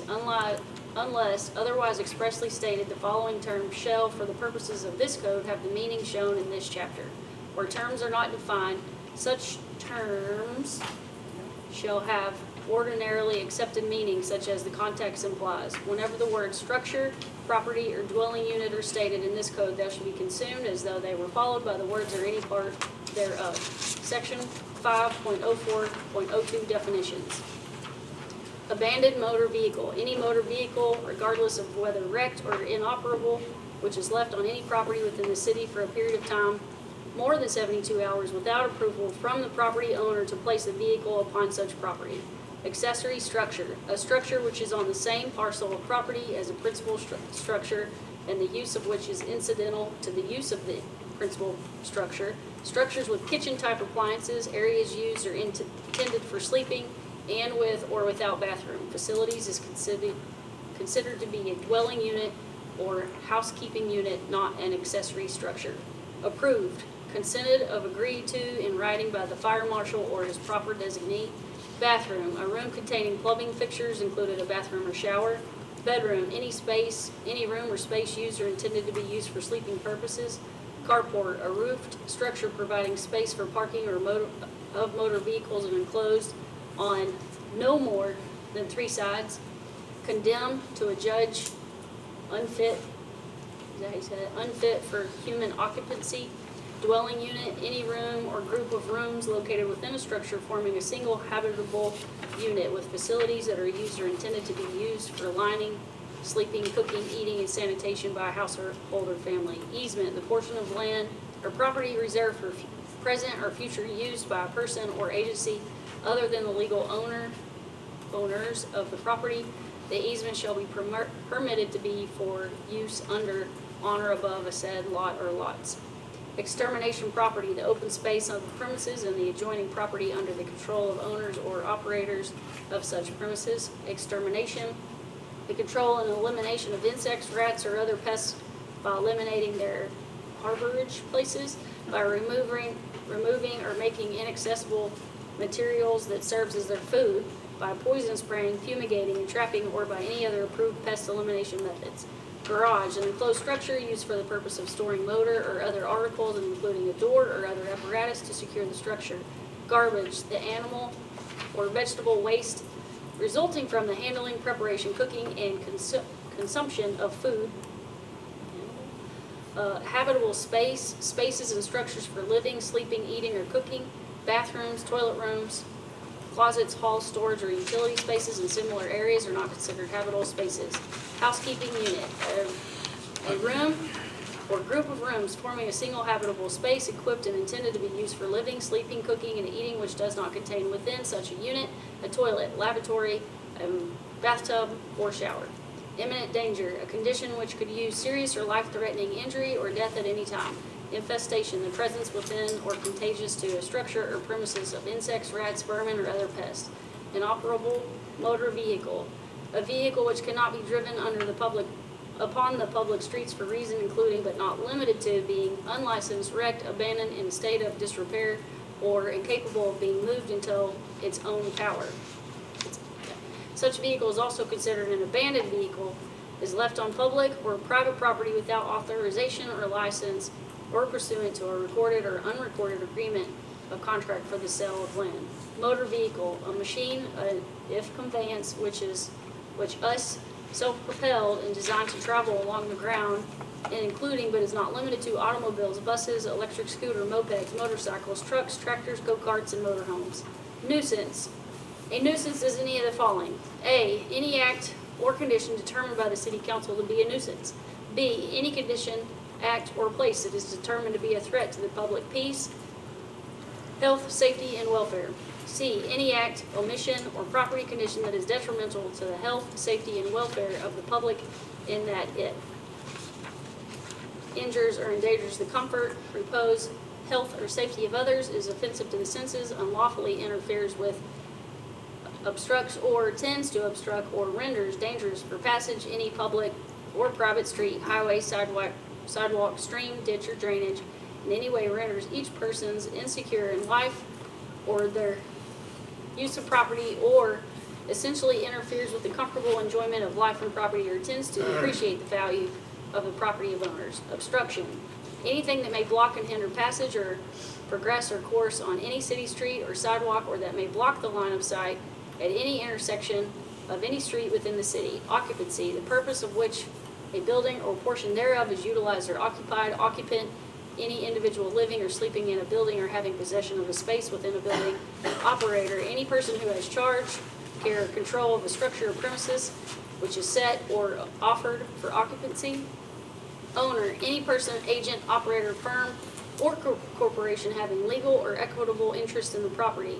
or recorded in the official records of the state, county, or municipality as holding title to the property, or otherwise having control of the property, including the guardian of the estate of any such person and the executor or administrator of the estate of such person in order to take possession of real property by a person, an individual, corporation, partnership, or unit group acting as a unit, premises, a lot, plot, or parcel of land, easement, or public way, including any structures thereon. Private property means any real property within the city which is privately owned and which is not defined as public property. Public property means any real property in the city which is owned by a governmental body and includes buildings, parking lots, parks, streets, sidewalks, and any other similar property. Public property does not include easements or right-of-ways for roads or streets. Public way, any street, alley, or similar parcel of land essentially unobstructed by the ground to the sky, which is deeded, dedicated, or otherwise permanently appropriated to the public for public use. Removal, the act of clearing all material and debris whenever it becomes necessary to demolish any building that has been condemned and found to be a nuisance by resolution of the city council. Residence, a structure serving as a dwelling unit or home for the purpose of this code. The term residence includes dwelling units, housekeeping units, and rooming houses. Rooming house, a building arranged or occupied for lodging with or without meals for compensation, bed and breakfasts. Boarding houses, halfway houses, and hotels, as those terms are defined under city ordinance, are included within the definition of a rooming house. Rooming unit, any room or group of rooms forming a single habitable unit, occupied or intended to occupy for sleeping or living, but not for cooking purposes. Rubbish, combustible and non-combustible waste materials, except garbage. The term shall include the residue from the burning of wood, coal, coke, and other combustible materials, paper, rags, cartons, boxes, wood, excelsior, rubber, leather, tree branches, yard trimmings, tin, cans, metals, mineral matter, glass, crockery, and dust, and any other similar materials. Structure, a building or other object composed of several parts which is built or constructed or a portion, therefore, of which may or may not be a fixture upon property. Tenant, a person, corporation, partnership, or group, whether or not the legal owner of record, occupying a building or a portion thereof as a unit. Toilet room, a toilet containing a water closet or urinal but not a bathtub or shower. Trailer means any freewheeling object designed or intended to be pulled or towed behind a motor vehicle, regardless of whether wrecked or inoperable, and regardless of whether currently inspected and or registered, including without limitations or following: boat trailer, camper trailer, cargo trailer, special trailers for items such as go-karts or motorcycles, utility trailers, and farm implements. Ventilation, the natural or mechanical process of supplying conditioned or unconditioned air into or removing such air from any space. Weeds and grasses, grass, plants, or other ground cover that is allowed to grow to a height in excess of 8 inches. Wrecked motor vehicle, any motor vehicle which does not have lawfully affixed thereto an unexpired license plate and the condition of which has been involved in a motor vehicle accident and is impaired in its use for driving, dismantled, partially dismantled, incapable of operation by its own power on a public street, or from which the wheels, engine, transmission, or any substantial part thereof has been removed. Go Paula. Section 5.04.03, General Regulations. 5.04.0301, General. These regulations are intended to ensure the public health, safety, welfare insofar as they are affected by the continued occupancy and maintenance of structures, premises, equipment, and exterior property within the city of Heber Springs. The provisions of this code shall apply to all residential and non-residential structures and all premises within the city of Heber Springs.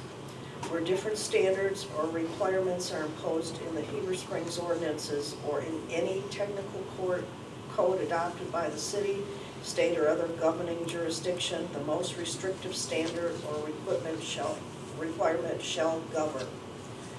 5.04.03.02, prohibited. It shall be unlawful for any person or entity to cause, permit, maintain, or allow the creation or maintenance of a nuisance. 5.04.03.03, responsibility. The owner of the premises shall maintain the structure and exterior property in compliance with these requirements, except as otherwise provided for in this code. A person shall not occupy as owner occupant or permit another person to occupy premises which are not safe, which are not in a sanitary and safe condition, and which do not comply with the requirements of this chapter. Occupants of a dwelling unit, rooming unit, or housekeeping unit are responsible for keeping in a clean, sanitary, and safe condition that part of the dwelling unit, rooming unit, housekeeping unit, or premises which they occupy and control. Equipment, devices, safeguards, and required services installed in any residential or non-residential structures within the city of Heber Springs shall be maintained in good working order. No occupant shall cause any required services, facility, equipment, or utility to be removed from or shut off or discontinued for any occupied dwelling except for temporary interruptions necessitated by repairs or alterations. Except as otherwise specified herein, the owner shall be responsible for the maintenance of the buildings, structure, and premises. 5.04.03.04 Sanitation. All exterior property and premises shall be maintained in a clean, safe, and sanitary condition. The occupant shall keep that part of the exterior property which such occupant occupies or controls in a clean and sanitary condition. 5.04.03.05 Grass or weeds. Grass or weeds shall not exceed 8 inches in height in all zoning districts. 5.04.03.06 Rodent harborage. All structures and exterior property shall be kept free from rodent harborage and infestation. Where rodents are found, they shall be promptly exterminated by approved processes which will not be injurious to human health. After extermination, proper precautions shall be taken to eliminate rodent harborage and prevent reinfestation. 5.04.03.07 Accessory structure. All accessory structures, including detached garages, fences, and walls, shall be maintained structurally sound and in good repair. 5.04.03.08 Motor vehicles. Except as provided for in other regulations, no inoperative or unlicensed motor vehicle shall be parked, kept, or stored on any premises, and no motor vehicle shall at any time be in a state of major disassembly, disrepair, or in process of being stripped or dismantled. Painting of motor vehicles is prohibited unless conducted inside an approved spray booth.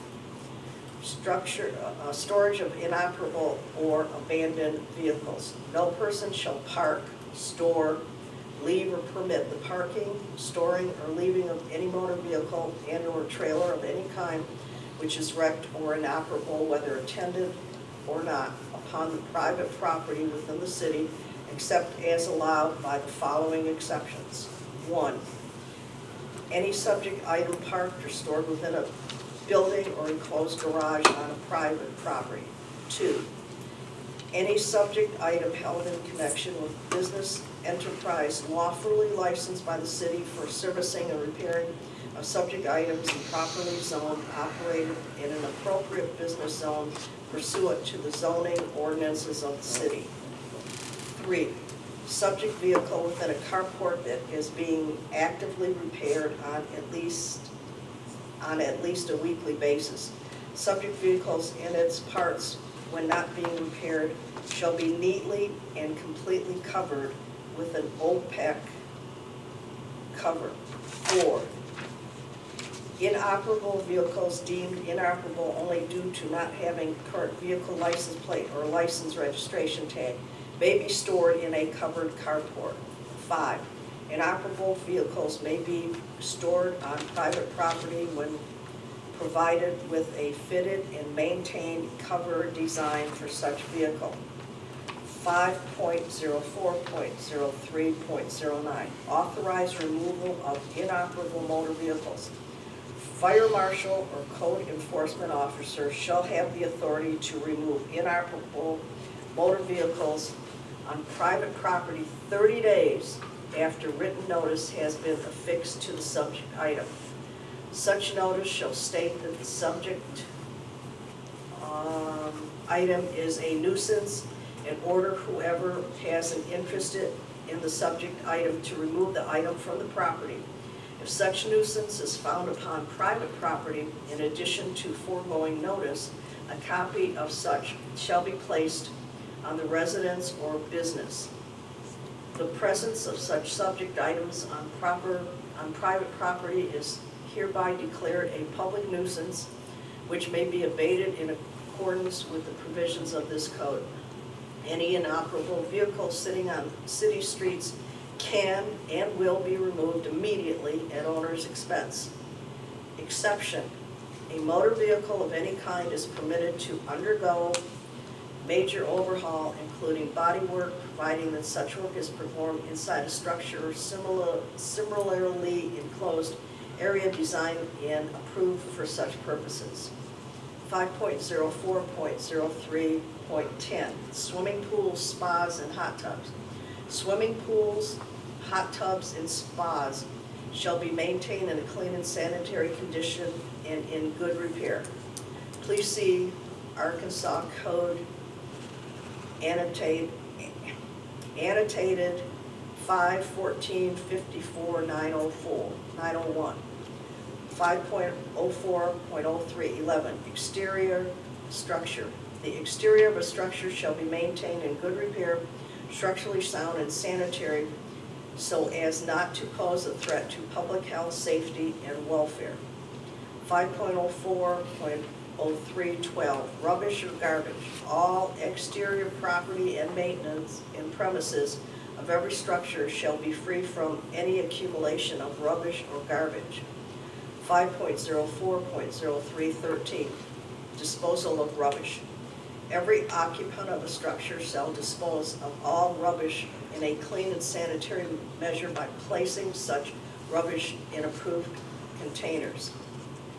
5.04.03.14, appliance furniture.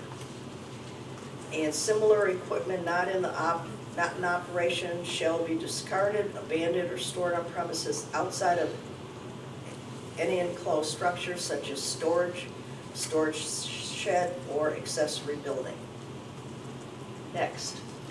Section 50404, illustrative nuisances. 5040401, illustrative enumeration of a nuisance. The maintaining, using, placing, depositing, leaving, or permitting to be or remain on any public or private property of any following items, conditions, or actions is hereby declared to be and constitute a nuisance. Provided, however, this enumeration shall be deemed or constructed to be conclusive, limiting, or restrictive. A, noxious weeds or any other rank vegetation. B, accumulations of storage, rubbish, garbage, materials, metals, lumber, tires, and other materials. C, any condition which provides harborage for rats, mice, snakes, and other vermin. D, dilapidated structures. E, all unnecessary or unauthorized noises and annoying vibrations, including animal noises. F, all disagreeable and noxious odors and stenches, as well as the conditions, substances, or other causes which give rise to the emission of generation of odors and stenches. The carcasses of animals or fowl are not disposed of within a reasonable time after death.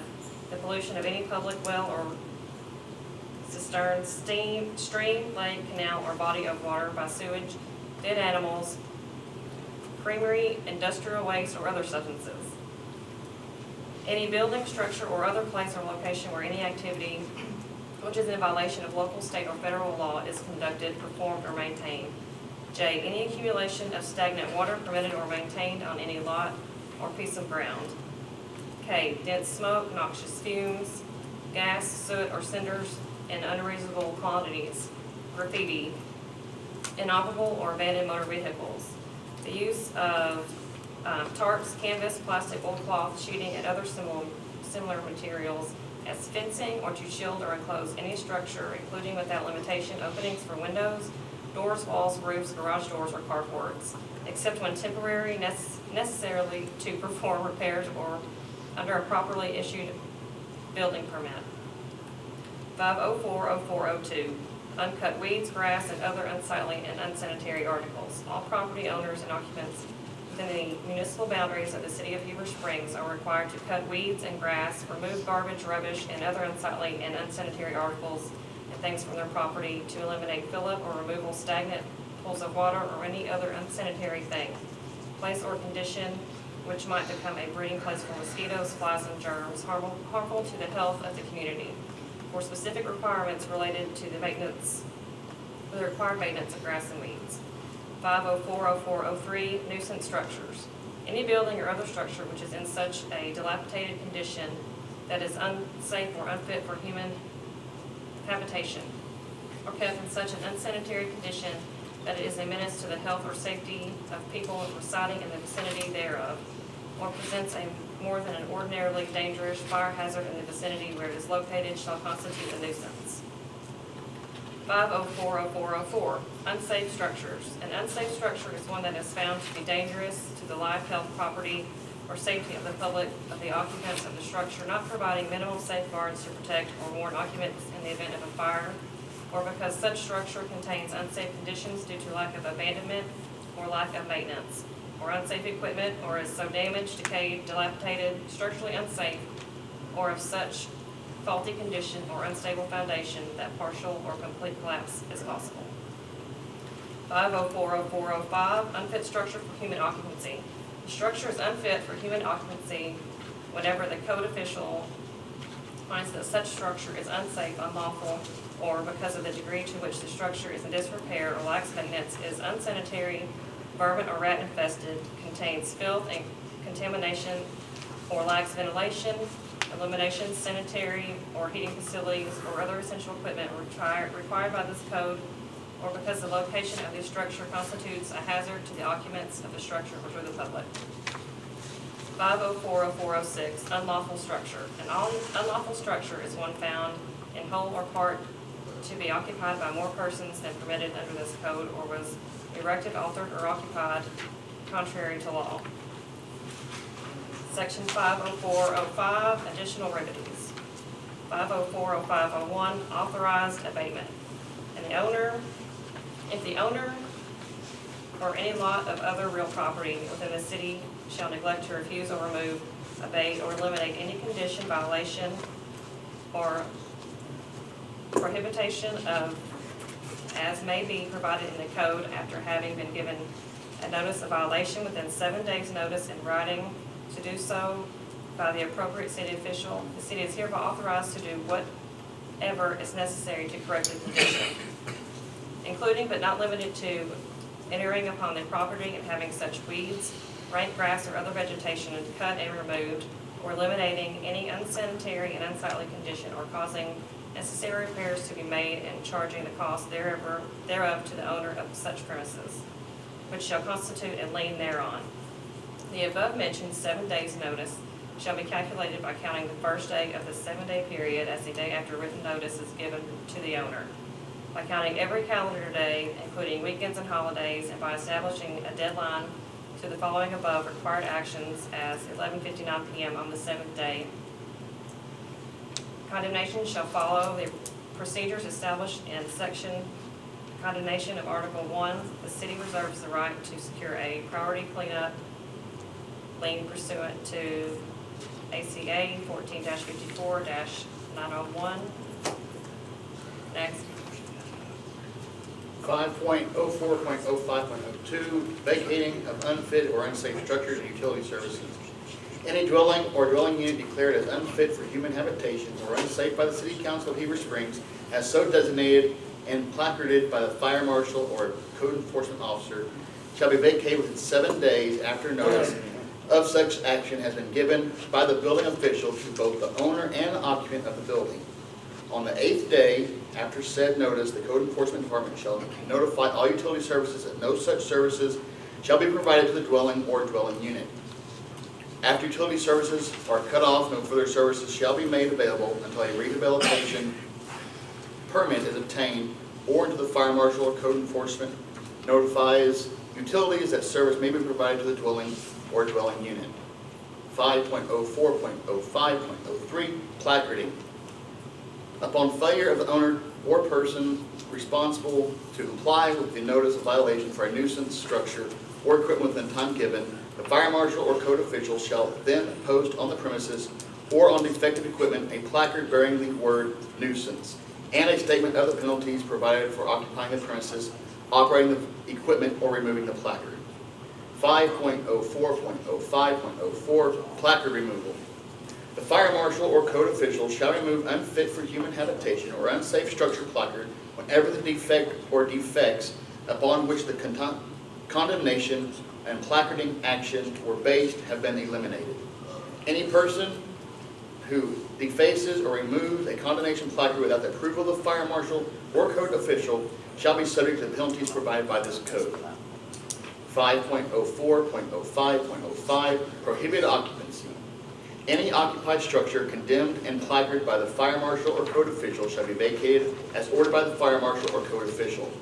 Any person who shall occupy placarded premises or shall operate placarded equipment, and any owner or any person responsible for the premises who shall let anyone occupy placarded premises or operate placarded equipment shall be liable for the penalty provided by this code.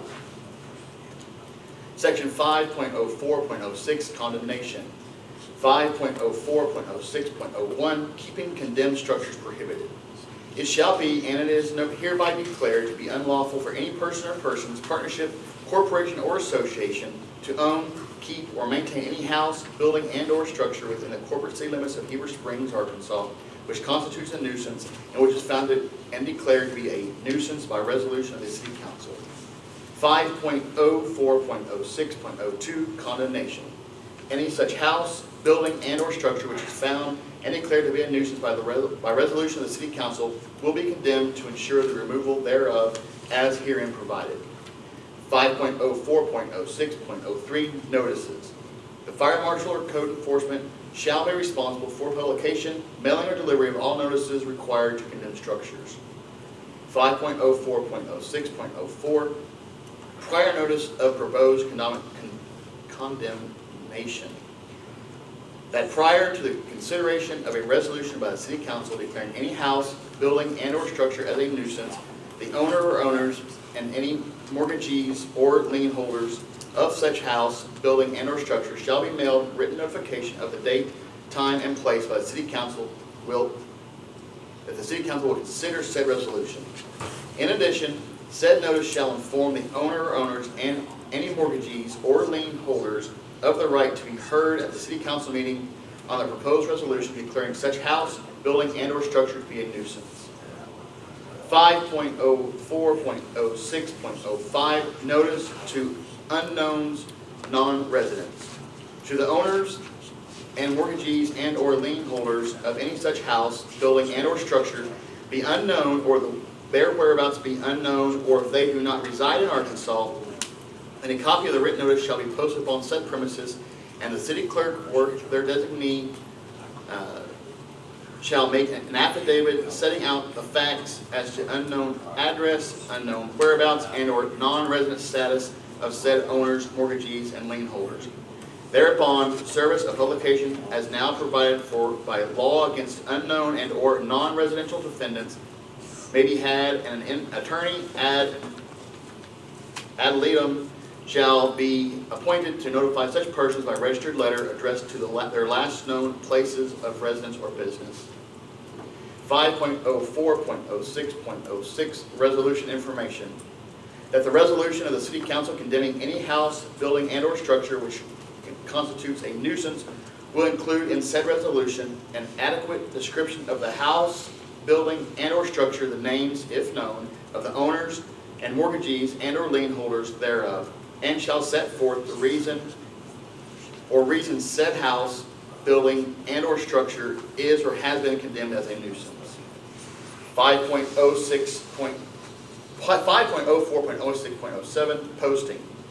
After a house, building, and/or structure has been found and declared to be a nuisance and condemned by resolution as herein provided, a true and certified copy of said resolution will be mailed to the owners and mortgagees and/or lien holders thereof, if the whereabouts of said owners and mortgagees and/or lien holders thereof be known or their last known address be known, and a copy thereof shall be posted as a conspicuous place on said house, building, and/or structure, provided that if the owners and mortgagees and/or lien holders of said house, building, and/or structure be unknown, or if his or their whereabouts or last known address to be unknown, the posting of the copy of said resolution as hereinabove provided will suffice as notice of the condemnation.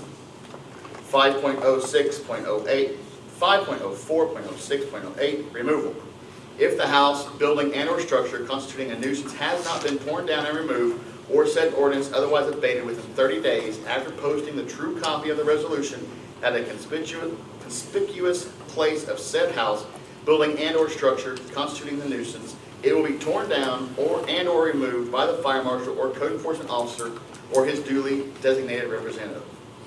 5.04.06.09, saleable material. The fire marshal or code enforcement officer or any other person or persons designated by him to tear down and remove any such house, building, and/or structure constituting a nuisance will ensure the removal thereof and dispose of the same in such a manner as deemed appropriate in the circumstances, and to that end may, if the same have a substantial value, sell said house, building, and/or structure, or any sellable material thereof, by public sale to the highest bidder for cash. 10 days notice thereof being first given by one publication in some newspaper having a general circulation in the city to ensure its removal and the abatement of the nuisance. 5.04.06.10, proceeds. All proceeds of the sale of any such house, building, and/or structure, or the proceeds of the sale of sellable materials therefrom, and all fines collected from the provisions of this ordinance shall be paid to the person or persons collecting the same to the city clerk or treasurer.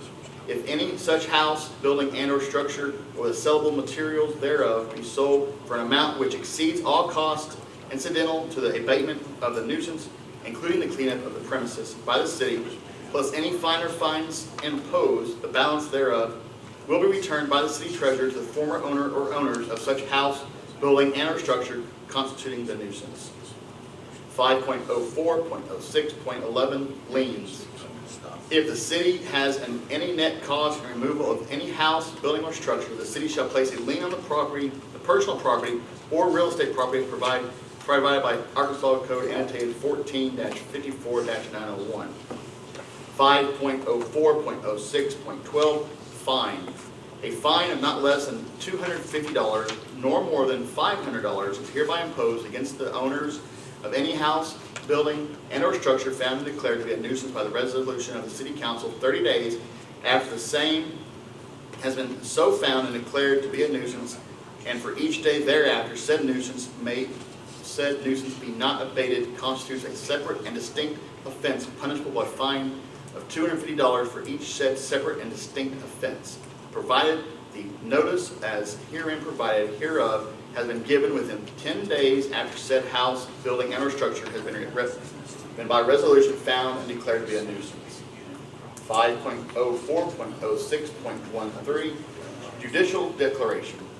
In the event it is deemed advisable by the City Council that a particular house, building, and/or structure be judicially declared to be a nuisance by a court having jurisdiction of such matters, the City Council is hereby authorized to employ an attorney to bring such an action for said purpose in the name of the city, and the only notice to be given to the owners and mortgagees and/or lien holders of any such house, building, and/or structure sought to be judicially declared to be a nuisance will be that as now provided for in law in such cases in circuit court.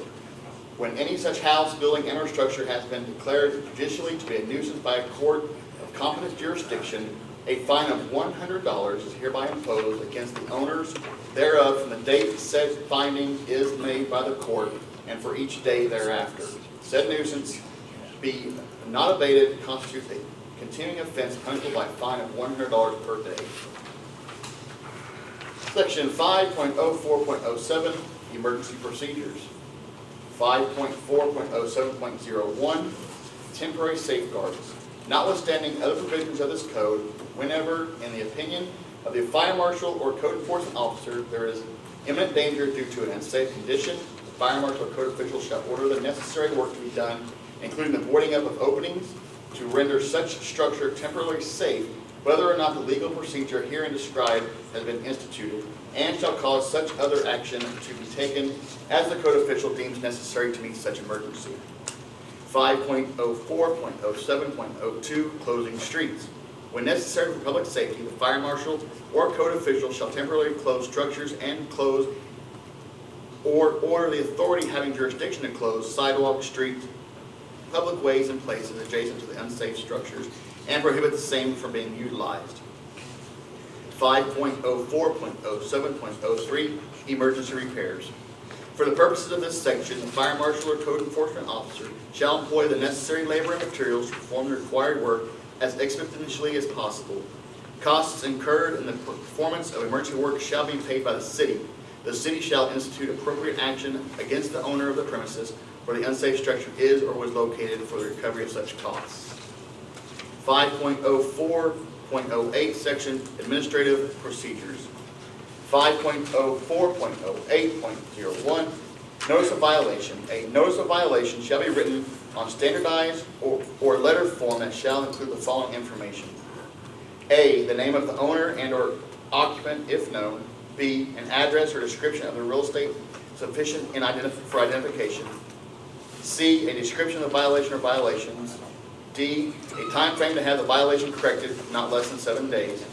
E, a statement that citations may be issued and fines assessed in addition to any administrative remedy imposed by the city.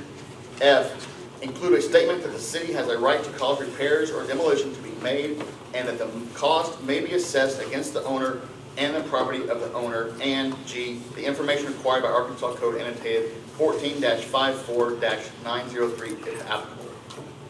5.04.08.02, method of service.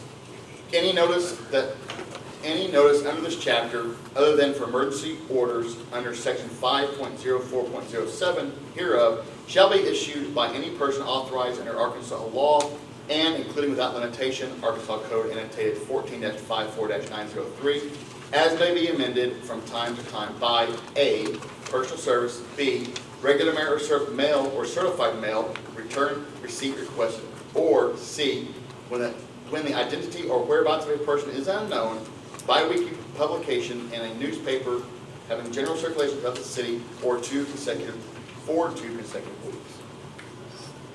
5.04.08.03, notice by mail. Notice by mail shall be sent to the owner's address of record with the Cleveland County Collector. When sent to the proper address with proper postage, notice by mail shall be deemed properly served without regard as to whether the owner or occupant accepted the mail or the mail was otherwise returned. 5.04.08.04, transfer of ownership. After receiving a notice of violation, it shall be unlawful for the owner of any property or structure to sell, transfer, mortgage, and lease, or otherwise alienate or dispose of the same until A, the property or structure has been caused to conform with this code, or B, the owner shall provide the other party a true copy of any notice of violation issued by a code enforcement officer and shall furnish the senior code enforcement officer a signed and notarized statement from the other party accepting the responsibility for the property or structure. 5.04.08.05, exceptions. The notice of violation requirement shall not apply to the issuances of citations. Issuances of citations must comply with the procedures provided under Arkansas law. 5.04.08.06, pre-existing uses. Any use or condition that exists upon the adoption of this chapter, the Heber Springs zoning code, subdivision regulations, or any other law, ordinance, statute, or code enforced by the city of Heber Springs, or any amendment thereto that would be prohibited absent the adoption of such provision, restriction, or other limitation, shall be deemed to be permitted non-conforming use and shall be allowed to continue unless the condition or use is determined by the city council to be a hazard to the health, safety, and welfare of the citizens of the city, subject to the terms hereof. A, Any use or condition that is determined by the city council to be a hazard to health, safety, and welfare of the citizens of the city shall be discontinued, abated, and corrected immediately upon the adoption of the restriction, limitation, or other requirements concerning the said use or condition.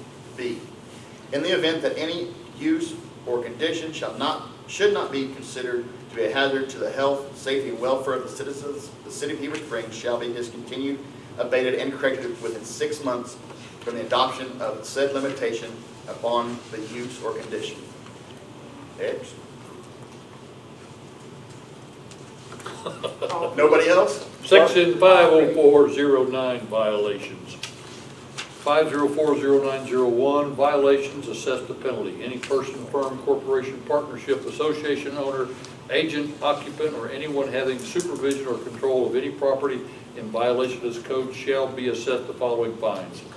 First violation notice, written warning advising the occupant or owner of the violation and how to remedy the violation. 2, subsequent violation, $25 to $500 fine. Any citation shall be served in the manner of a traffic or criminal citation in accordance with the then current Arkansas law on file with the Cleburne County Heber Springs Department, which will require not only the payment of violation penalty, but also the attendance of such violator to such court and payment of any applicable court cost as may be authorized or permitted by Arkansas law.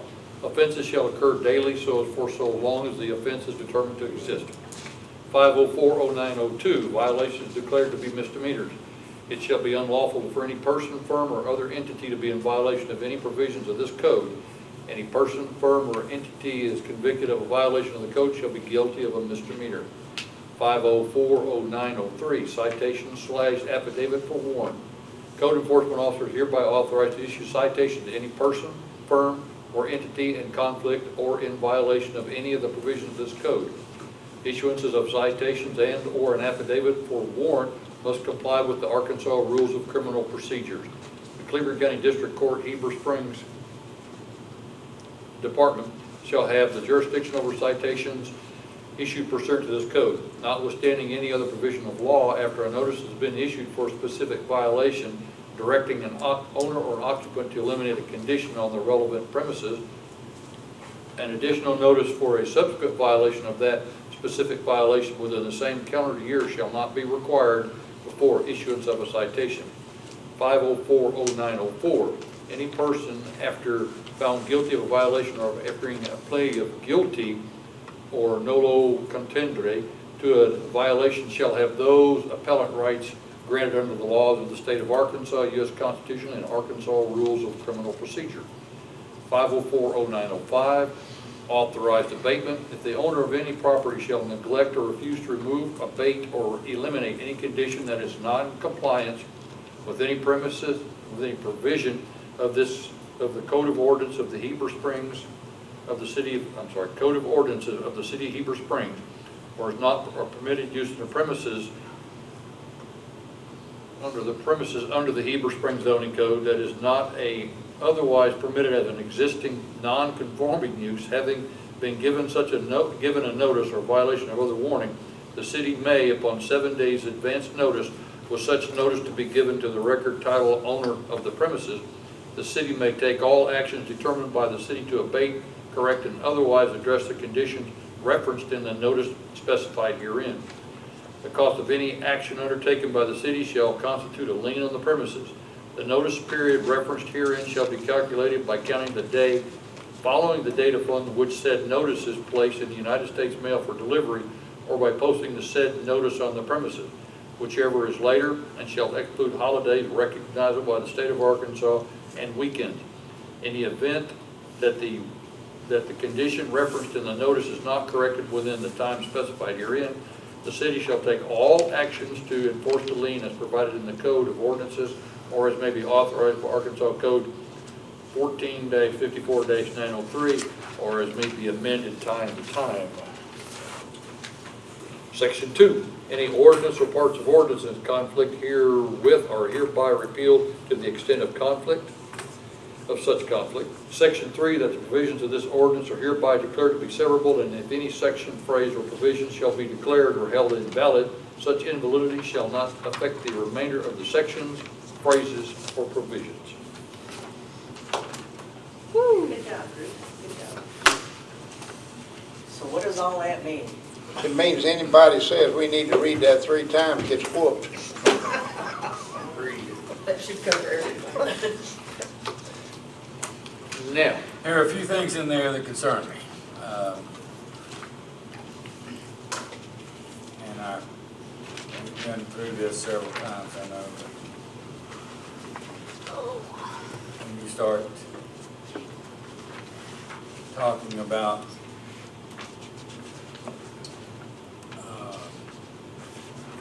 condemning properties and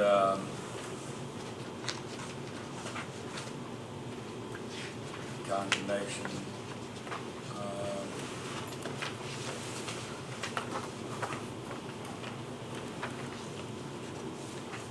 Okay, the common condemnation. The, Oh, you know, 406. if I'm a condemnation is 50406. transfer of ownership,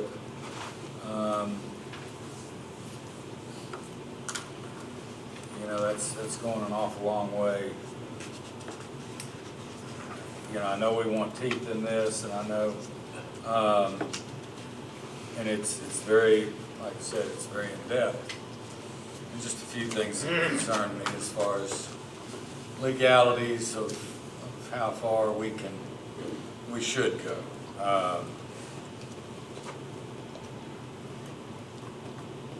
Well, just because it says it in here, it doesn't mean we have to go. Right, because condemnation has always been the last resort Right. for this situation. Right. And, you know, we've heard speech after year after year after year from the municipal league on, you have the right to do it, and then they always say, but we don't recommend it. But if this is posted in the newspaper and I read this, I'm probably gonna have something to say to a few people. We may have to float a bond to print it in the But newspaper. I do understand though, you know, we've worked on this a long time to make it in depth enough and to have the teeth enough to enforce. You know, it's all for the right reasons. You know, I'm just, I know what you're saying, but I think that we need that in there just for the hammer effect. If being nice, you know, we're talking to them, and Jason's done a good job on that. If you work with these property owners, et cetera, especially if you get the out-of-state owners who don't give a rat's butt, who only redeem their property every other year when it comes up for tax auction, you know, they could care less. We need this in there so we can say, look, here, we have the authority to do this. right. But we need this in there for, like I said, if you played nice forever, then you can drop a hammer on it. But it doesn't mean we have to Jason, use you it. got a comment? Yes, sir. The only thing I've had, when I first started here, we identified 80 properties, so they demolished 10, rehab 6. All that's been done with a lick one stamp. I'm amazed on citizen responsiveness.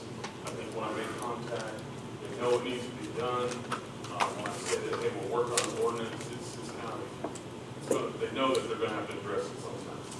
What we're talking about is, are we going to have this all bark, or is there going to be bites to this? And I think, really, I have made contact with the majority of those property owners, the 80 of them, and they want to process waste connections, discounted their dumpsters about 50%.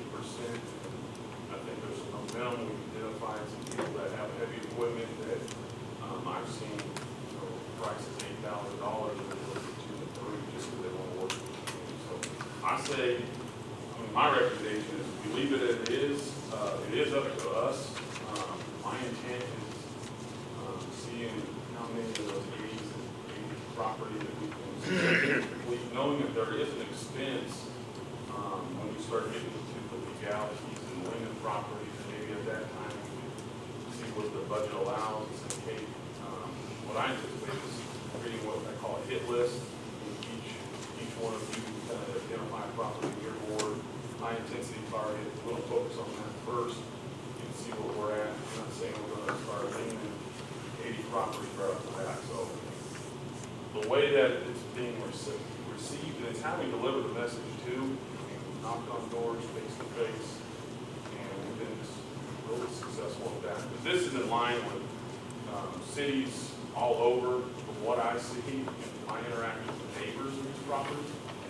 They go, can't you just tear it down and send them the bill? That's what I'm getting, so that's kind of why we include that component in there. So I just, believe me, I'm all about private property and property rights.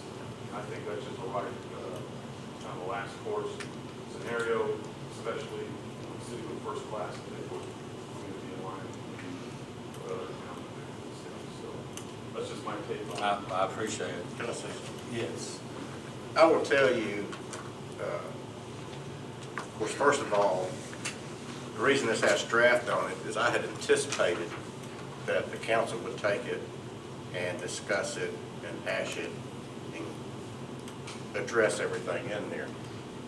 When the municipal league says, yes, you can go out and do that, but there's a big but. Yep.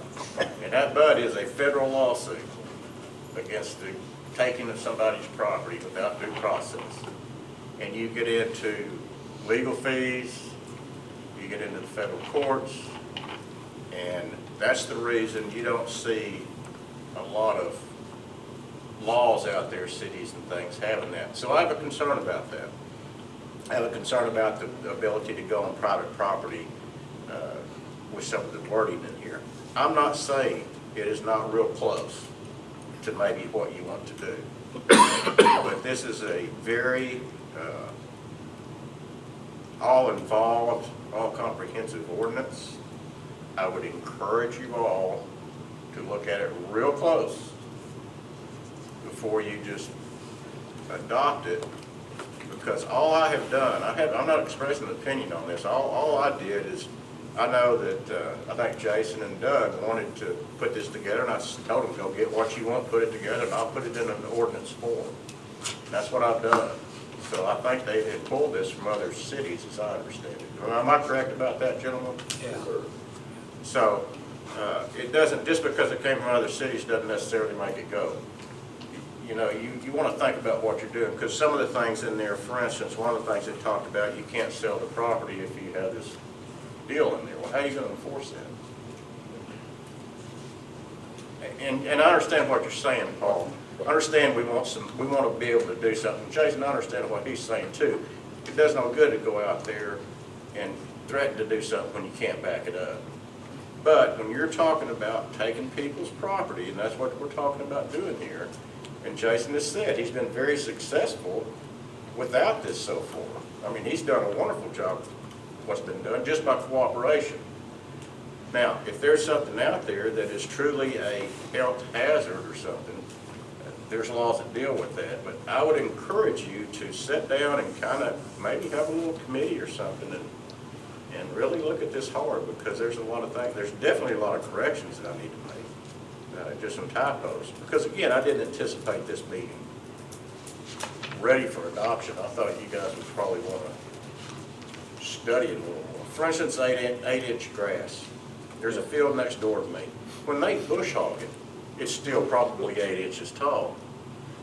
You know, and when you say, well, you want something that, you know, we're not going to necessarily, you know, if it's 10 inches or something. Well, what if I'm the Buffalo's neighbor out there and the grass is 10 inches, and I go down to City Hall and say, you need to get out there and enforce this. And you have the problem with undeveloped properties in the city that have, like next door to you, which are, it's grass, but it's an undeveloped piece of property. I understand that, but don't address that. I know. Yeah. So those are the things that I think you ought to, for instance, if houses is what you're wanting to do right now, and going on the property and taking things, you know, decide your priorities.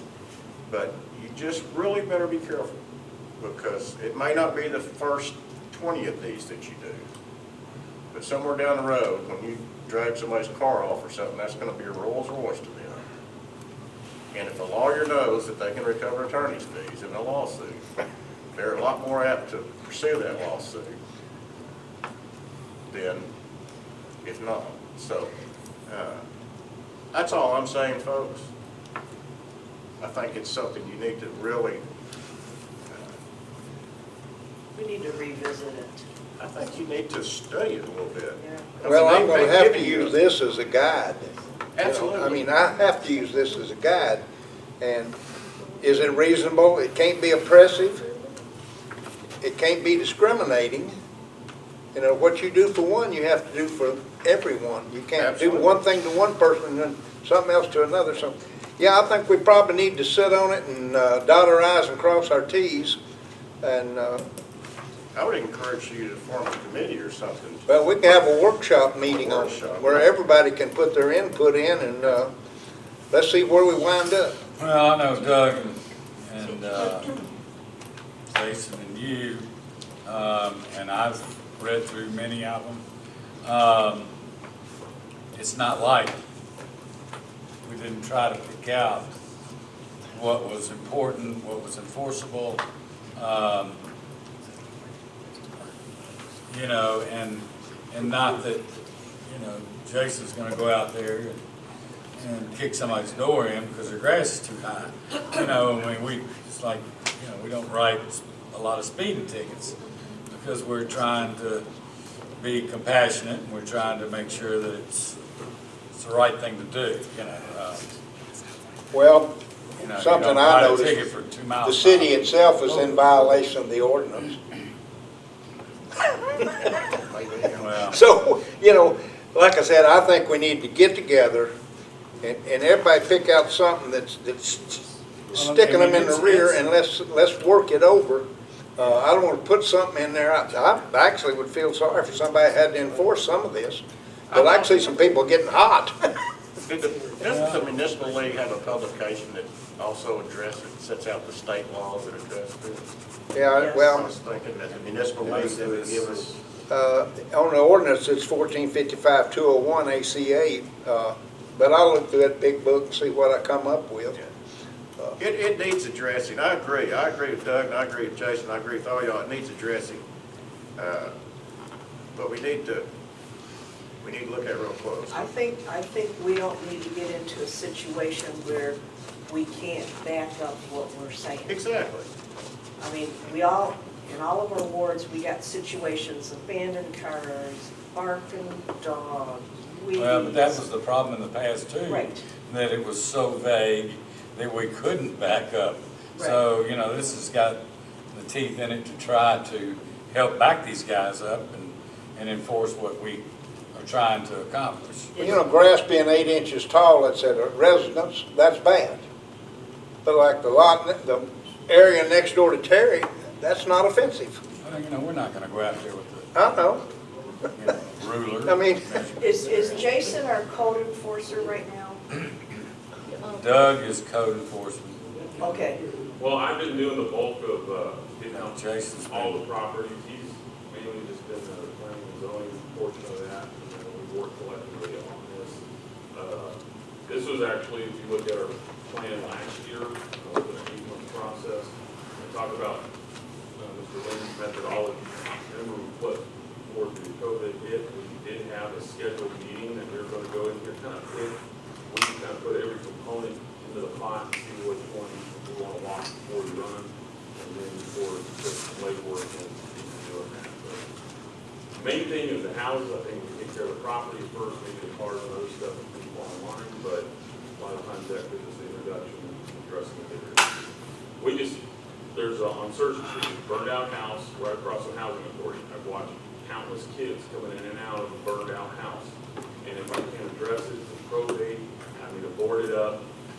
And that's kind of really, I'm looking at that situation. Yes, it's probably the biggest what if. Kids playing in a burned out house, contact the property owner, they can't find them, but I want to get on there and mitigate those kind of hazards. So that's, Do we have a nuisance ordinance? yeah, I thought we Yes. did. yeah. And let me say, this is the difficulty all cities have, is determining what a nuisance is. I mean, it's, Well, I think every city is gonna have some property that's run down and the grass needs cutting, this, that, and the other. Well, and one- Matter of fact, I got a letter from the mayor one time. I was out working on the job and I had got somebody to mow my yard and they didn't mow it. So I got a letter from the mayor telling me that my grass was needed cutting, so I contacted my brother who was here then, a doctor, and got him to get somebody to go cut it, but I'm sure it was bad, because I've been gone 4 months. Jason, let me say that about the house on Cersei Street you're talking about. I mean, it may be something we can go ahead and do. I'm not saying that we can't do it without this. You know, if it's something that needs to be addressed real quickly, if it's a legitimate hazard, it's just the mechanism we got to go through to do that. If they're not cooperating. You said it's, I guess, in the state. Yes, sir. Is it in probate? That's what I've heard, understood that. Yes, sir. The other concern I had was in here, it was talking about notice to the property owner, and there are some really specific state laws and federal laws about that. Well, there's one house on 4th Street belonged to an internet mortgage company. I don't know how they found, I don't know how, but it's cleaned up now and it's Yeah, occupied. It looks fine. Yeah. I understand where everybody wants to go. I would like to propose that all of us do our due diligence, read over this, study it, and then set up a workshop. Because summer's coming up, we need to deal with this. Well, I feel like I need more of Terry's lead on it though, because I don't know what the federal laws and what other laws that we can't do. You know, I mean, that's the thing, is I would have been like, hey, that sounds great, but I didn't know any of that. We've heard for so long that state, federal laws, and you can't take a house down, you can't do this. Little Rock, we've talked to Little Rock, and Paul, I'm sure, went through it. And, you know, it's too much trouble and this and that. And bless Jason's heart, he gets on the telephone, he talks to them and gives them some options. And we've done 11 houses now? We've torn down 10 and rehab 6. Yeah. Yes, sir. What became of that one on North Street? On North Street? North. You remember the guy that had the junkyard next to him, and he had bought the property next door and removed the house himself and cleaned the lot up? Yeah. Remember that? Yeah. He was That was one of the he first was ones. kind of irate, to be honest with you, and I don't blame him. But, so, you know, it's just, it's not comfortable and it's not acceptable to just keep hearing, you can't. Yeah, I know. And so that's why we're trying to put some teeth into this thing. And they're not saying you can't, but they're saying there's a real procedural way you gotta go about doing it, if the people aren't cooperative. Right, You know, right. And that's where this comes in. Just real quick, just so I get some direction, so we just focus on the houses now. I'll get with Mr. Lynn, he can draft kind of what's the scope, and then maybe introduce that, just keep this kind of one. Well, our past ordinance that addresses cars and grass is okay. We've got that in place. I mean, we've got that in place. And The it's, one we have in place does not address cars. does what? The unsightly unsanitary we have right now, that does not address any vehicles. That was. That's right. And that's the. And it doesn't address One any thing kind we get of beat up on fee, social fines as such, Yeah. does it? Allie, if you got the Mayor, when you deal start on backing a record into somebody's this, yard believe all that took those something state off, laws, I would prefer that the Start judge looking. had signed off on some kind of a That's what court you're order gonna be in process violation. on that.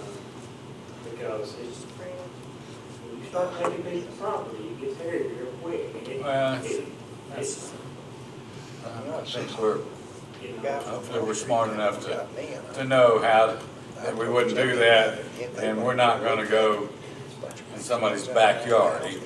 You know, I think hopefully we're smart. And it might be that if we, under the current law, state law or whatever, if there's some like he's talking about, and we started going through the expense of a legal proceeding, Right. it might put enough fear in some other folks that they might go ahead and straighten up too. But it's gonna be expensive, you know, to do that, it's, to go through the procedure. Well, let's plan on having a workshop meeting. I'd like to go over this again with a fine tooth comb, and anything I find that I can look up in the municipal league handbook there that, main thing I want to stay within the law. Sure. There's two sides of it, and I want to stay on the right side. Well, we all do. And keep in mind, the way the law looks at it is, you folks are government. You're government, taking a private citizen's property. That's the reason there's so much restrictions out there. It's not who you Well, are. notice in there it says, with a resolution by the council. That's You for know, condemnation. yeah, Yeah. on condemnation. And, Well, and it also says that whatever the council calls a nuisance is a nuisance. And I don't think I get very far arguing that in court. no. You know, just, it's gotta be, you gotta be able to read the law when it's done and understand it. The layperson has to be able to know what it is you're saying they can and can't do. And you have authority to do that. Now, that wouldn't necessarily invalidate the entire ordinance, but if that was the section you were trying to proceed under, you might have more trouble. So Jimmy, do you want to, between now and the next The council nuisance meeting, is- set up a little work session with some That's members? Between now and the next council meeting, you want to set up a work session? Yeah, we've got to get this done. Yeah. This has been so difficult on, Because like Doug and I've Jason. said several times, it just scares me to death, like down there on Cersei Street, you get a report someday of a kid that got in there and somebody killed that kid, and that house has been sitting there like that for how long? 2 years, 3 years, 4 years, 5? And man, they'll be pointing some fingers at us. yeah. You know, I just, I think probably, And that's just not one. so much the real Yeah. property, but the houses with a dwelling on them or a building. We need to concentrate on that, see if we can clean that. Now, we can throw the cars in there later, but we do need to concentrate on some of these rat infested I think you houses. could deal with abandoned vehicles, and I think you could deal with these Yeah, that's pretty easy.